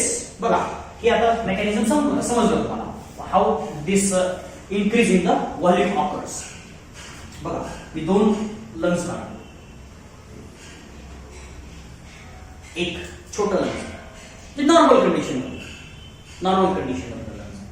बरोबर. ह्या लंग्स मध्ये काय झालं, कॅव्हिटी वाढल्यामुळे काय झालं, त्याचा आकार वाढला. कॅव्हिटी वाढल्यामुळे काय झालं, आकार वाढला. आकार वाढल्यामुळे काय झालं, प्रेशर डिक्रीजेस.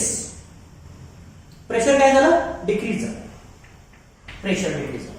बाहेरचं प्रेशर काय आहे, जास्त. So where air will flow from the pressure gradient, there is a creation of the pressure gradient. बाहेर जास्त आहे, आतमध्ये कमी आहे. So always air flushes or air blows or air flow from the high pressure to the low pressure. Immediately air rushes into the lungs. That is a expiration. Air is taken in by contraction of the intercostal muscles and the diaphragm. Diaphragm and intercostal muscles काय होतं, contraction होतं, and then this air immediately, this contraction leads to the increase in the volume of the lung cavity, thoracic cavity, and therefore lung cavity, and therefore pressure within the lung cavity decreases, and therefore air present outside blows in, rushes in. बघा direct rush होता. जेवढी मी काय होते आता सहज तुम्हाला लक्षात येत नाही, एकदम स्लोली चाललेली असते प्रोसेस. पण ज्या वेळेस कधीही बघायचं, ज्यावेळेस तुम्हाला जास्त एअर लागत असतो, गरज असतो किंवा ऑक्सिजन लागतो, त्यावेळेस तुमचं इंटरकोस्टल मसल फास्ट कॉन्ट्रॅक्ट आणि रिलॅक्स होतं. बघा रनिंग भरपूर करा, 4-5 किलोमीटर पळून आल्यानंतर फास्ट जरासं काय होईल, सुरुवातीला तुम्हाला काय वाटणार नाही, पण जसा जसा तुमचा फिजिकल एक्सरसाइज वाढलेला असेल त्यावेळेस तुमचं लंगची ऍक्टिव्हिटी जास्त वाढेल. बघा तुम्ही कधी ग्राउंड वरती गेला की मुलं असं करत असतात, का, एअर त्यांना जास्त, बरोबर. तसा आपल्याला एअर आतमध्ये फ्लो झाला, because there is a decrease in the cavity, decrease in the pressure and increase in the cavity. ठीक आहे, that is a inspiration. So what happens then in the expiration? Expiration is just opposite to the inspiration. Expiration है opposite to the inspiration.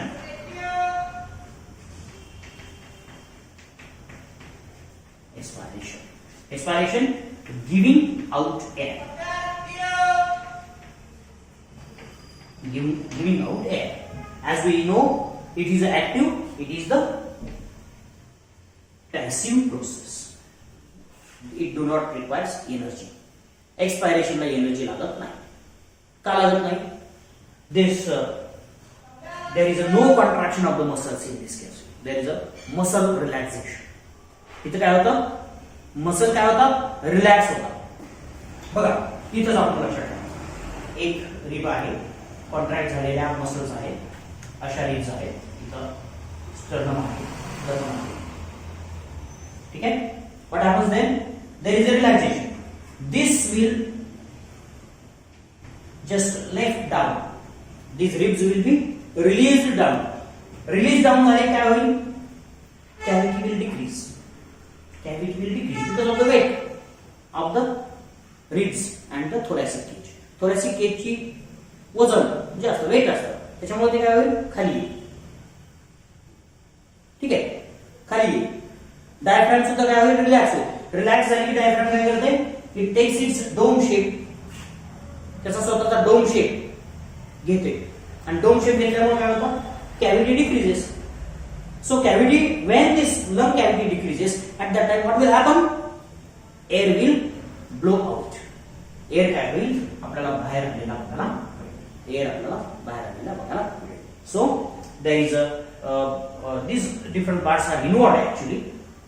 There is a relaxation of the intercostal muscles, relaxation of the diaphragm, and therefore thoracic cavity decreases. Volume of thoracic cavity decreases here. इथे increase होता, इथे decrease, बरोबर? Decreases, and therefore what happens? Air blows out. Air blows out. Clear. साधं simple आपल्याला इथं असलेलं बघायला मिळतं. ऍक्टिव्ह प्रोसेस, एअर आपण आतमध्ये घेतो फोर्सफुली आणि नंतर बाहेर सोडतो. बाहेर सोडताना आपल्याला कुठल्याही प्रकारची एनर्जी किंवा त्रास घ्यावा लागत नाही. बरोबर? कधी कधी तुम्ही बघितलं असेल की काही आपण साधं सिंपल अजून एक एक्झाम्पल तुम्हाला सांगायचं झालं तर ती लोहार किंवा अशी हे असतात. लोहार माहिती आहे? लोहार जमात होते, ते काहीतरी लोखंडाची अवजारं वगैरे तयार करतात ती लोक. त्यांच्याकडे भाता असतो. भाता माहिती आहे कसा असतो? अशी मोठी पिशवी असते आणि त्याला फोल्ड्स असतात. ती पिशवी अशी वर ओढली जाते. काय होतं? पिशवीची कॅव्हिटी काय होते? इन्क्रीज होते. बरोबर? आणि त्याच्या पाठीमागे एक फ्लॅप असतो, ओपनिंग असतं. त्या ओपनिंग मधून काय होतं? एअर आतमध्ये जातं. बरोबर? पण त्या कॅव्हिटी मधून एअर बाहेर येऊ शकत. मग ते काय करतात? ते फक्त सोडतात. सोडले काय होतं? आपली कॅव्हिटी काय होते? कमी होते. म्हणून एअर काय होतो? त्यांच्या त्या आग असते इकडे लावलेली, विखारा असतो, त्या विखारामध्ये ते आग ब्लो होते. ते एअर ब्लो होतो आणि ते पेट येतं. ठीक आहे. म्हणजे जो भाता आहे त्या भात्यासारखं सेम मेकॅनिझम आपल्या ब्रिदिंगचं असलेलं बघायला मिळतं. ज्यावेळेस त्या भात्याची कॅव्हिटी वाढते त्यावेळेस एअर आतमध्ये जातो, भात्याची कॅव्हिटी कमी होते त्यावेळेस एअर बाहेर येतो. इथं फक्त ओढावं लागतं तो भाता. इथं ओढायची गरज नाही. त्याच्यासाठी इंटरकोस्टल आणि डायफ्रॅम मसल्स आपल्याला असलेल्या बघायला. Clear? So this is the mechanism of the breathing. Clear? एक ब्रिदिंग मेकॅनिझम असलेलं बघायला मिळतं. How much air enters into the lungs and how much air goes out of the lungs. लंगचे gases आपल्याला किंवा व्हॉल्यूम आपल्याला असलेले बघायला मिळतात. ते व्हॉल्यूम वेगळ्या पद्धतीने आपल्याला अंडरस्टँड करता येते. पहिल्यांदा व्हॉल्यूम बघूयात आणि त्याच्यानंतर आपण ऍक्च्युअल गॅसेस एक्सचेंजकडे जाऊया. ह्या दोन गोष्टी तुम्हाला फक्त क्लिअरली लक्षात ठेवायच्या, बाकी काही लक्षात ठेवायची आवश्यकता नाही आहे. ठीक आहे. पल्मोनरी व्हॉल्यूम्स पहिल्यांदा बघूया किंवा कपॅसिटी ऑफ लंग्स पहिल्यांदा आपण बघूया. पहिली सगळ्यात महत्वाची इन्स्पायरेटरी व्हॉल्यूम. पहिल्यांदा आपण टायडल व्हॉल्यूम डेफिनेशन जशी आहे तशा बघूयात. आपण थोडीशा समजावून सांगतो. टायडल व्हॉल्यूम त्याला टीव्ही असं म्हणतात. टाईड म्हणजे भरती ओहोटी. Simple, without any effort if you are taking in air and giving out the air. बघा मी काय फोर्स करत नाही जास्त. मी काय करतोय? नॉर्मल रेस्पिरेशन सुरू करायचं, नॉर्मल ब्रिदिंग सुरू करायचं. बरोबर? नॉर्मल ब्रिदिंग मध्ये आपण थोडासा एअर आतमध्ये घेतो आणि थोडासा बाहेर जातो. ते व्हॉल्यूम म्हणजे काय झालं? Tidal volume. ते व्हॉल्यूम म्हणजे काय झालं? Tidal volume. It is a volume of air during the normal effortless breathing. Effortless ब्रीदिंगच्या वेळेस जो एअर आपण आतमध्ये घेतो आणि बाहेर सोडतो त्याचं व्हॉल्यूम म्हणजे काय? Tidal volume. बघा, टायडल व्हॉल्यूम आपण काय म्हणतो? It's a volume inspired or expired. It is a volume of air expired, पहिल्यांदा inspired and expired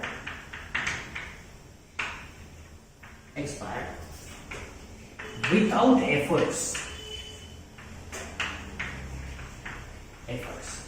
साधं सिंपल, त्रास घ्यायचा नाही, अजिबात त्रास घ्यायचा. नॉर्मली त्याला काय म्हणायचं? टायडल.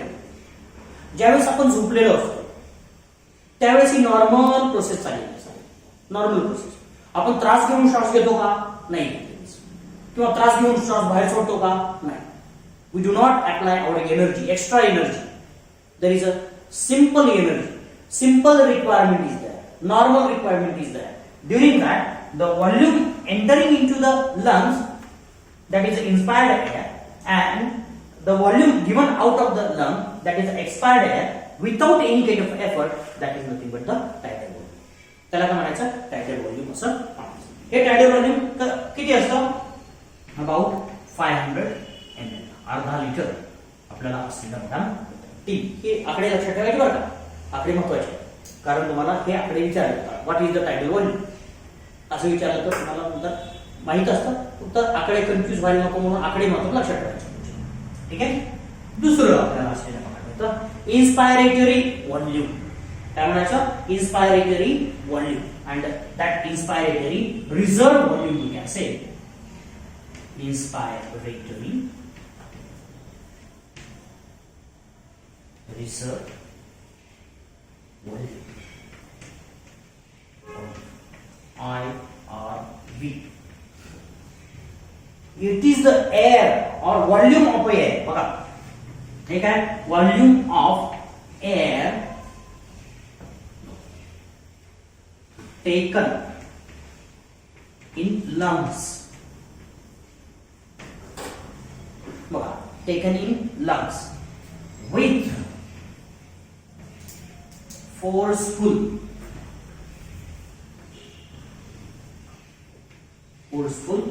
inspiration. बघा, अगोदरचं काय होतं? नॉर्मली एअर आतमध्ये घेणे आणि बाहेर सोडणे. नॉर्मली त्याला काय म्हणलं आपण? टायडल व्हॉल्यूम असं म्हटलं. पण हे काय? बघा, माझ्याकडे बघा, मी एफर्ट घेतली. नॉर्मली मी एफर्ट घेतोय का? नाही. एफर्ट न घेता किती एअर आतमध्ये घेतो मी? 500 ml. आता मी काय करतो? शक्य तेवढा आतमध्ये घेतोय, फोर्सफुली आतमध्ये घेतो. That is the inspiratory reserve volume. हे काय झालं? Inspiratory reserve volume. बघा, हे टायडल व्हॉल्यूम आहेच. टायडल व्हॉल्यूम तर त्याच्या ऍडिशनल आहेच, पण in addition to that tidal volume we add the inspiratory force to take a air in. आपल्याला एअर आतमध्ये घेण्यासाठी. ते किती असतं?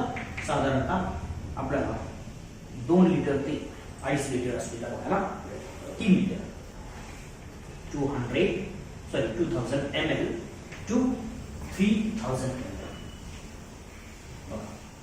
म्हणजे कितीने वाढतं? 1,500 ते 2,000 काय म्हणायचं? 1,500 ते 2,500 वाढतं. ती कॅपॅसिटी प्रत्येकाची वेगवेगळी असते म्हणून आपण ते रेंज दिली. काही बॉडी साईज वरती अवलंबून असतं. बॉडी थोरॅसिक केजच्या कॅपॅसिटीवरती अवलंबून असतं. बॉडी साईज जरी सेम असली तरी सुद्धा तुमचं व्हॉल्यूम मागे पुढे होऊ शकतं. म्हणून आपल्याला रेंज महत्वाची असते. बघा, forceful inspiration, air volume of air taken in during the forceful inspiration. Forceful महत्वाचा शब्द आहे इथं. फोर्सफुली आतमध्ये घेतला की त्याला काय म्हणायचं? इन्स्पायरेटरी रिझर्व व्हॉल्यूम असं म्हणायचं. ओके. तिसरा कॉन्सेप्ट आहे expiratory reserve volume. Expiratory reserve volume RV expiratory reserve volume. आता त्याची उलट प्रोसेस करायची. काय करायचंय हे बघा काय नॉर्मली एअर आतमध्ये घ्यायचा आहे. काय फोर्सफुली नाही घ्यायचं. नॉर्मली एअर आतमध्ये घ्यायचा आहे पण काय करायचं आहे फोर्सफुली बाहेर टाकायचं. मी आता नॉर्मली घेतला एअर मी घेतला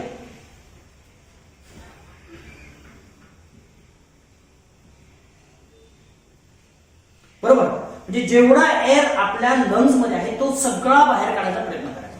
सगळा नाही निघणार बरोबर. सगळा निघेल का नाही निघणार पण जेवढा शक्य तेवढा बाहेर टाकायचा पण फोर्स न टाकायचा. आता नॉर्मली मी काय करतोय आतमध्ये घेतोय बाहेर टाकतोय पण बाहेर टाकताना काय करायचं फोर्स अप्लाय करायचा. अगोदर इथं काय केलं आतमध्ये घेताना फोर्स अप्लाय केला पण इथं काय करायचंय एक्सपायरेशन फोर्सफुली करायचं. इन्स्पायरेशन नाही. इथं एक्सपायरेशन फोर्सफुली करायचं होतं का नाहीतर काय झालं असतं बघा. दुसरी एक प्रोसेस पुढे आपल्याला आहेच. ठीक आहे दुसरी एक प्रोसेस आहे. मी पहिल्यांदा फोर्सफुल इन्स्पायरेशन पहिल्यांदा काय करणार फोर्सफुल एक्सपायरेशन करणार.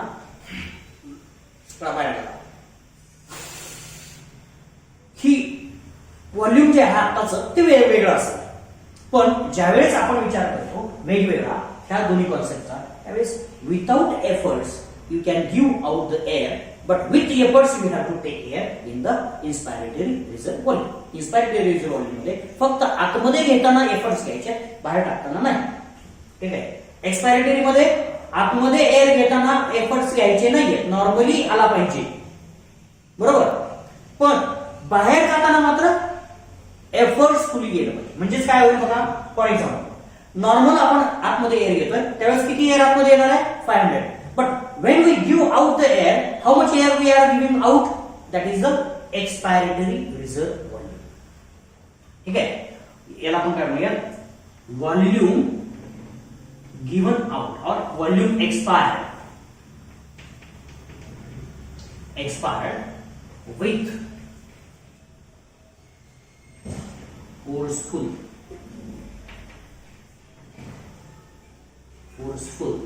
expiration. बरोबर व्हॉल्यूम एक्सपायर्ड म्हणजे बाहेर टाकलं कधी फोर्सफुल एक्सपायरेशन त्या व्हॉल्यूमला काय म्हणायचं एक्सपायरेटरी रिझर्व्ह व्हॉल्यूम. बघा हे व्हॉल्यूम किती असतं it is about 1000 to 1100 ml. म्हणजे बघा आपण नॉर्मल जे रेस्पिरेशन करतो त्यावेळेस आपल्या लंग्स मध्ये किती एअर शिल्लक राहतो 500 to 600 ml बरोबर शिल्लक राहतो. नॉर्मली आपण एक्सपायर करतो पण फोर्सफुल एक्सपायरेशन केलं तर तो सगळा बाहेर टाकणार आहे. अजून असतं शिल्लक तर आपण रेसिड्युअल व्हॉल्यूम म्हणणार आहे. ठीक आहे अजून शिल्लक असतो तो बाहेरच काढता येत नाही आपल्याला काही करा बाहेरच काढता येत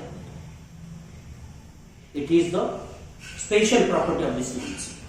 कारण बाहेर जर काढलं तर ते लंग्स एकमेकाला चिकटून बसतील अल्व्हेओलाई चिकटून बसतील आणि मग कोकणच होणार डेथच होईल. म्हणून ते मिनिमम रेसिड्युअल व्हॉल्यूम तिथं गरजेचं असतं. ठीक आहे तर अशा प्रकारचं आपल्याला एक्सपायरेटरी व्हॉल्यूम असतं. Expiratory reserve volume is the volume of air given out of the lungs with forceful expiration. Clear it is a expiratory reserve volume. बघा हे सगळे व्हॉल्यूम तिन्ही लक्षात आले तुम्हाला. टायगर व्हॉल्यूम आता इथे लक्षात ठेवायचं टायगर व्हॉल्यूम प्लस हे बाकीचे आपल्याला एफर्ट न घेतलेले आपल्याला असलेले बघा एफर्ट्स दोन्ही मध्ये एका याच्यामध्ये इन्स्पायरेशन साठी एफर्ट्स घ्यायचे एका याच्यामध्ये एक्सपायरेशन साठी एफर्ट्स घ्यायचे बरोबर एवढंच फक्त आपल्याला लक्षात ठेवायचं. Then next is the dead space. It is another important concept. Dead space volume असं म्हटलं तरी चालेल. Dead space it is the volume और it is the air present in the tubes of the lungs. लंगच्या tube आहे for example trachea आहे bronchi आहे ब्रोंक्युल आहे याच्यामध्ये एअर थोडासा शिल्लक राहतो. तो आपण काही प्रेसफुली बाहेर काढू शकत नाही ना आतमध्ये घेऊ शकत नाही कारण ते कार्टिलेज आहे बरोबर. ब्रोंकसला काय आहे कार्टिलेज आहे. कार्टिलेज म्हणून आपण त्यांना आपण चपट करू शकतो किंवा कॉन्स्ट्रिक्ट करू शकतो का नाही करू शकत. त्याच्या आतला जो व्हॉल्यूम आहे त्या व्हॉल्यूम मधला जो एअर आहे that is the dead space air किंवा त्याला डेड स्पेस असं म्हणायचं. It remains as it is. It is not dead actually in other way, but the air cannot be moved or cannot be taken in. त्याच्यामध्ये moment होत नाही. मग काय होतं, आला नवीन एअर जर आला तर तिथला आतमध्ये जातो आणि नवीन तिथं बसतो. त्याला बाहेरही काढता येत नाही आणि आतमध्ये घेता येत नाही. तो स्पेस तसाच राहणार आहे. ठीक आहे, तो स्पेस तसाच राहणार आहे. आता फॉर एक्झाम्पल उदाहरण म्हणून सांगतो, आपण आता इथं जर इथून बाहेर गेलो तर ह्या एअर रूम मध्ये काहीतरी एअर शिल्लक राहणार आहे, तर आपण डेड असतो. त्याला काय म्हणायचं, डेड असतो. ह्या रूमची साईज कमी करू शकत नाही आणि वाढवू शकत नाही. म्हणून जो एअर हा आहे तो आपण चेंज करू शकत नाही. बरोबर, एअरचं व्हॉल्यूम इथलं चेंज करू शकतो, म्हणून त्याला डेड स्पेस व्हॉल्यूम असं म्हणायचं. म्हणजेच काय, त्याला आपण air present in the respiratory tract असं म्हणतो. Air in respiratory tract is the dead space volume. बघा, हे जे व्हॉल्यूम असतं अबाउट काय जास्त नसतं पण 150 ml एवढंच आपल्याला हे डेड स्पेस व्हॉल्यूम असलेलं आपल्याला भेटतं. हे कधीच आपण बाहेर काढत नाही, आतमध्ये करू शकत नाही, काही नाही. त्या ट्यूबला बारीक छोटीही करता येत नाही आणि मोठीही करता येत नाही, कारण ती नॉर्मल साईजची एअर ट्यूब असते. त्या एअर ट्यूब मध्ये जेवढा काही व्हॉल्यूम आहे ते व्हॉल्यूम आपल्याला जे असतं त्याला आपण डेड स्पेस व्हॉल्यूम असं म्हणतो. ठीक आहे, it is one more concept. Next important concept we have is the residual volume. Residual volume याच्यामध्ये आपल्याला वेगवेगळ्या प्रकारचे व्हॉल्यूम्स असलेले बघा, ऍडिशनल व्हॉल्यूम्स असलेले बघायला मिळतात.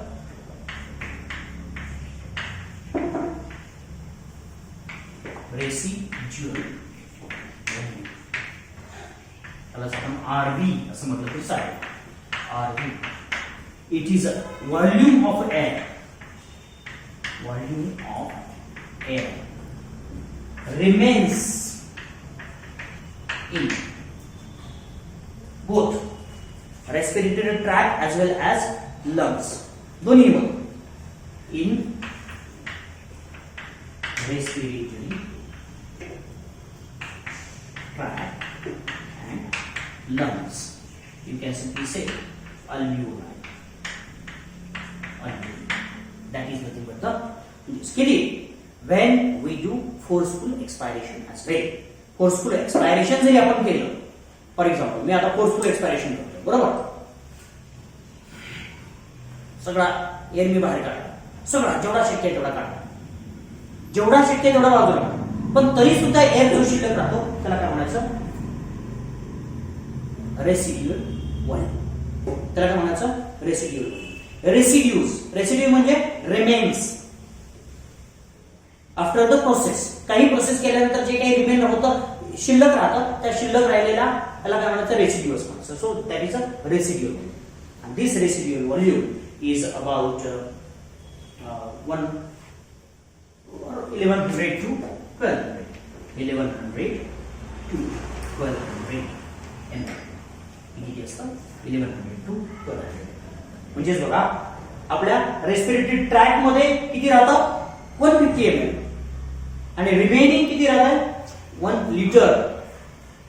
जवळजवळ 1 लिटर शिल्लक राहतं, लंग्स मध्ये शिल्लक राहतं, बरोबर. त्या व्हॉल्यूमला आपण काय म्हणणार आहोत, रेसिड्युअल व्हॉल्यूम असं म्हणणार आहे. ठीक आहे, हे residual volume we can't give out this kind of the volume. ह्या व्हॉल्यूमला आपण बाहेर काढू शकत नाही, ह्या एरियाला कधीच बाहेर काढू शकत नाही. मॅक्झिमम शक्य तेवढं एक्सपायरेशन करा. ठीक आहे, काय म्हणजे volume of air remains in the respiratory tract and lungs after maximum expiration. Maximum expiration नंतरही जर शिल्लक राहत असेल तर त्याला आपण काय म्हणणार, रेसिड्युअल व्हॉल्यूम असं म्हणणार आहोत. क्लिअर, हे सगळं आपल्याला वेगवेगळ्या पद्धतीचे व्हॉल्यूम्स लक्षात आले. And what is the another important concept, that is a lung capacity.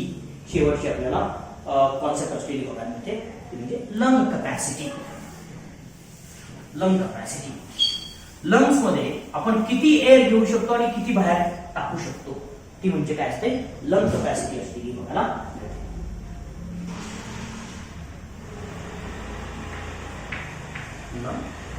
Capacity. It is the volume of air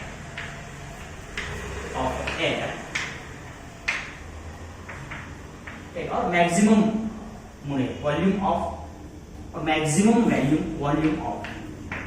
volume of air taken in lungs, or it can be the maximum capacity of lungs to take air in. आपल्याला air आतमध्ये घेण्याची जी maximum capacity आहे lungs, त्या कपॅसिटीला आपण काय म्हणणार, lung capacity असं म्हणणार. किती एअर आतमध्ये घेऊ शकते लंग्स, मॅक्झिमम किती घेऊ शकतो, त्याला आपण काय म्हणायचं, लंग कपॅसिटी असं म्हणायचं. किंवा आपल्याला बऱ्याच वेळा ह्या लंग कपॅसिटीमध्ये दोन्ही वेगळ्या प्रकारचे व्हॉल्यूम्स आपल्याला इन्व्हॉल्व करता येतील, दोन्ही वेगळ्या प्रकारचे टायडल व्हॉल्यूम सुद्धा आणि दुसरं कुठलं इन्स्पायरेटरी रिझर्व्ह व्हॉल्यूम सुद्धा आपल्याला त्याच्यामध्ये इन्व्हॉल्व करता येऊ शकतो. तर त्याला आपण काय म्हणतो, म्हणजेच आपल्याला इथं लक्षात येईल कधीही बघा आपण एकत्र घेऊन ठेवू शकतो एअर, आपण रिमेन इन द लंग्स, किती एअर आपण लंग्स मध्ये ठेवू शकतो. होल्डिंग कपॅसिटी म्हणा, it is the maximum volume holding capacity असे म्हटलं तरी चालेल. Max volume holding capacity of lungs. दुसरा आपण अंडरस्टँड करू, maximum volume holding capacity of lungs. Lungs मध्ये आपण किती एअर होल्ड करू शकतो, कधी, वेन वी हॅव मॅक्झिमम आपल्याला मॅक्झिमम म्हणजे काय, कधी मॅक्झिमम एअर आपल्या लंग्स मध्ये येईल, Wien we do the forceful inspiration. बघा, फोर्सफुल इन्स्पायरेशन कधी तुम्ही पोलीस भरती वगैरे केली असेल, मी काही केली नाही पण मला माहिती आहे, पोलीस भरती किंवा आर्मी भरती जर कोणी केलेली बघितलं असेल तर त्यांची ती छाती मोजतात, माहिती आहे, without expiration and without inspiration and with inspiration, with expiration also. ह्या सगळ्या गोष्टी त्यांच्या मोजल्या जातात, बरोबर. आता बघा, हे लंग कपॅसिटी काय, मी होल्ड केला आहे आतमध्ये, किती, जेवढा मी होल्ड केलाय that is a lung capacity. त्याला काय म्हणायचं, लंग कपॅसिटी असं म्हणायचं. आणि ही लंग कपॅसिटी आपल्याला किती असलेली बघा म्हणते, 5,200 to about 5,800 एवढी आपली लंग कपॅसिटी असलेली बघायला मिळते. ठीक आहे.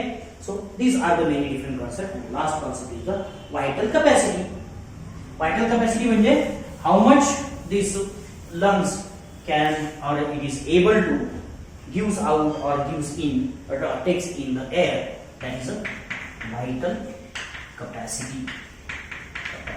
Vital capacity दोन्ही वेगळ्या प्रकारचे, किती एअर आतमध्ये घेऊ शकतो आणि किती एअर बाहेर सोडू शकतो, ह्या सगळ्या कपॅसिटी काय म्हणायचं, व्हायटल कपॅसिटी असं म्हणायचं.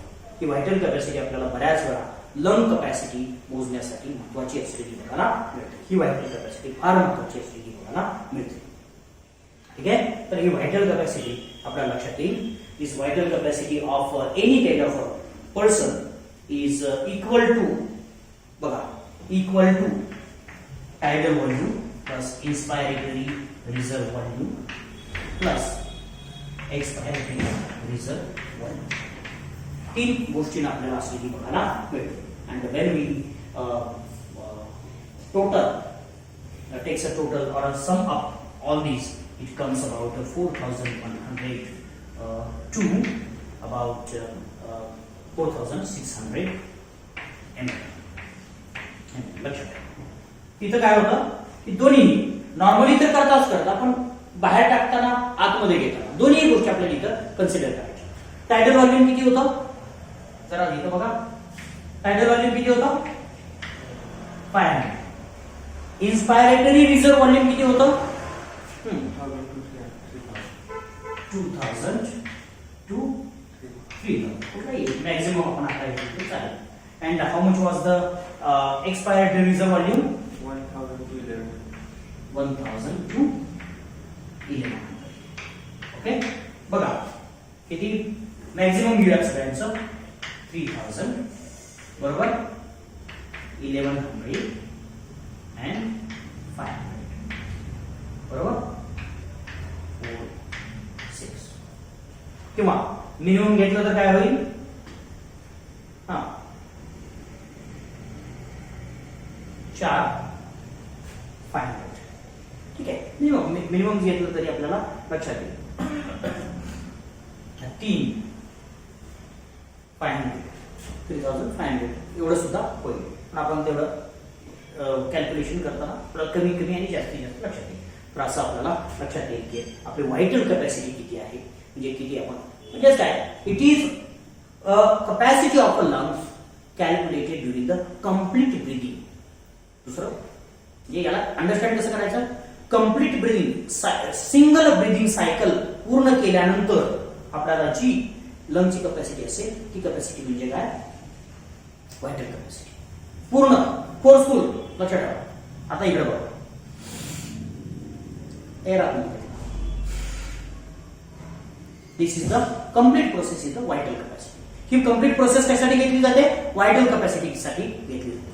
म्हणून टायडल व्हॉल्यूम डिफॉल्ट आहे त्याच्यामध्ये. टायडल व्हॉल्यूम काय आहे, डिफॉल्ट आहे.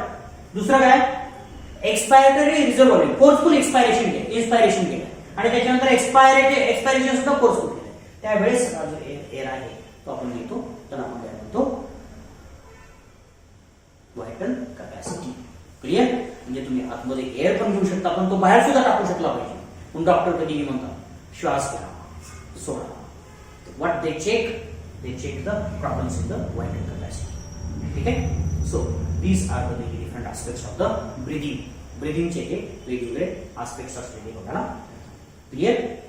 So I think we'll today stop here, and then in the next lecture we will start the another concept. Okay, thank you.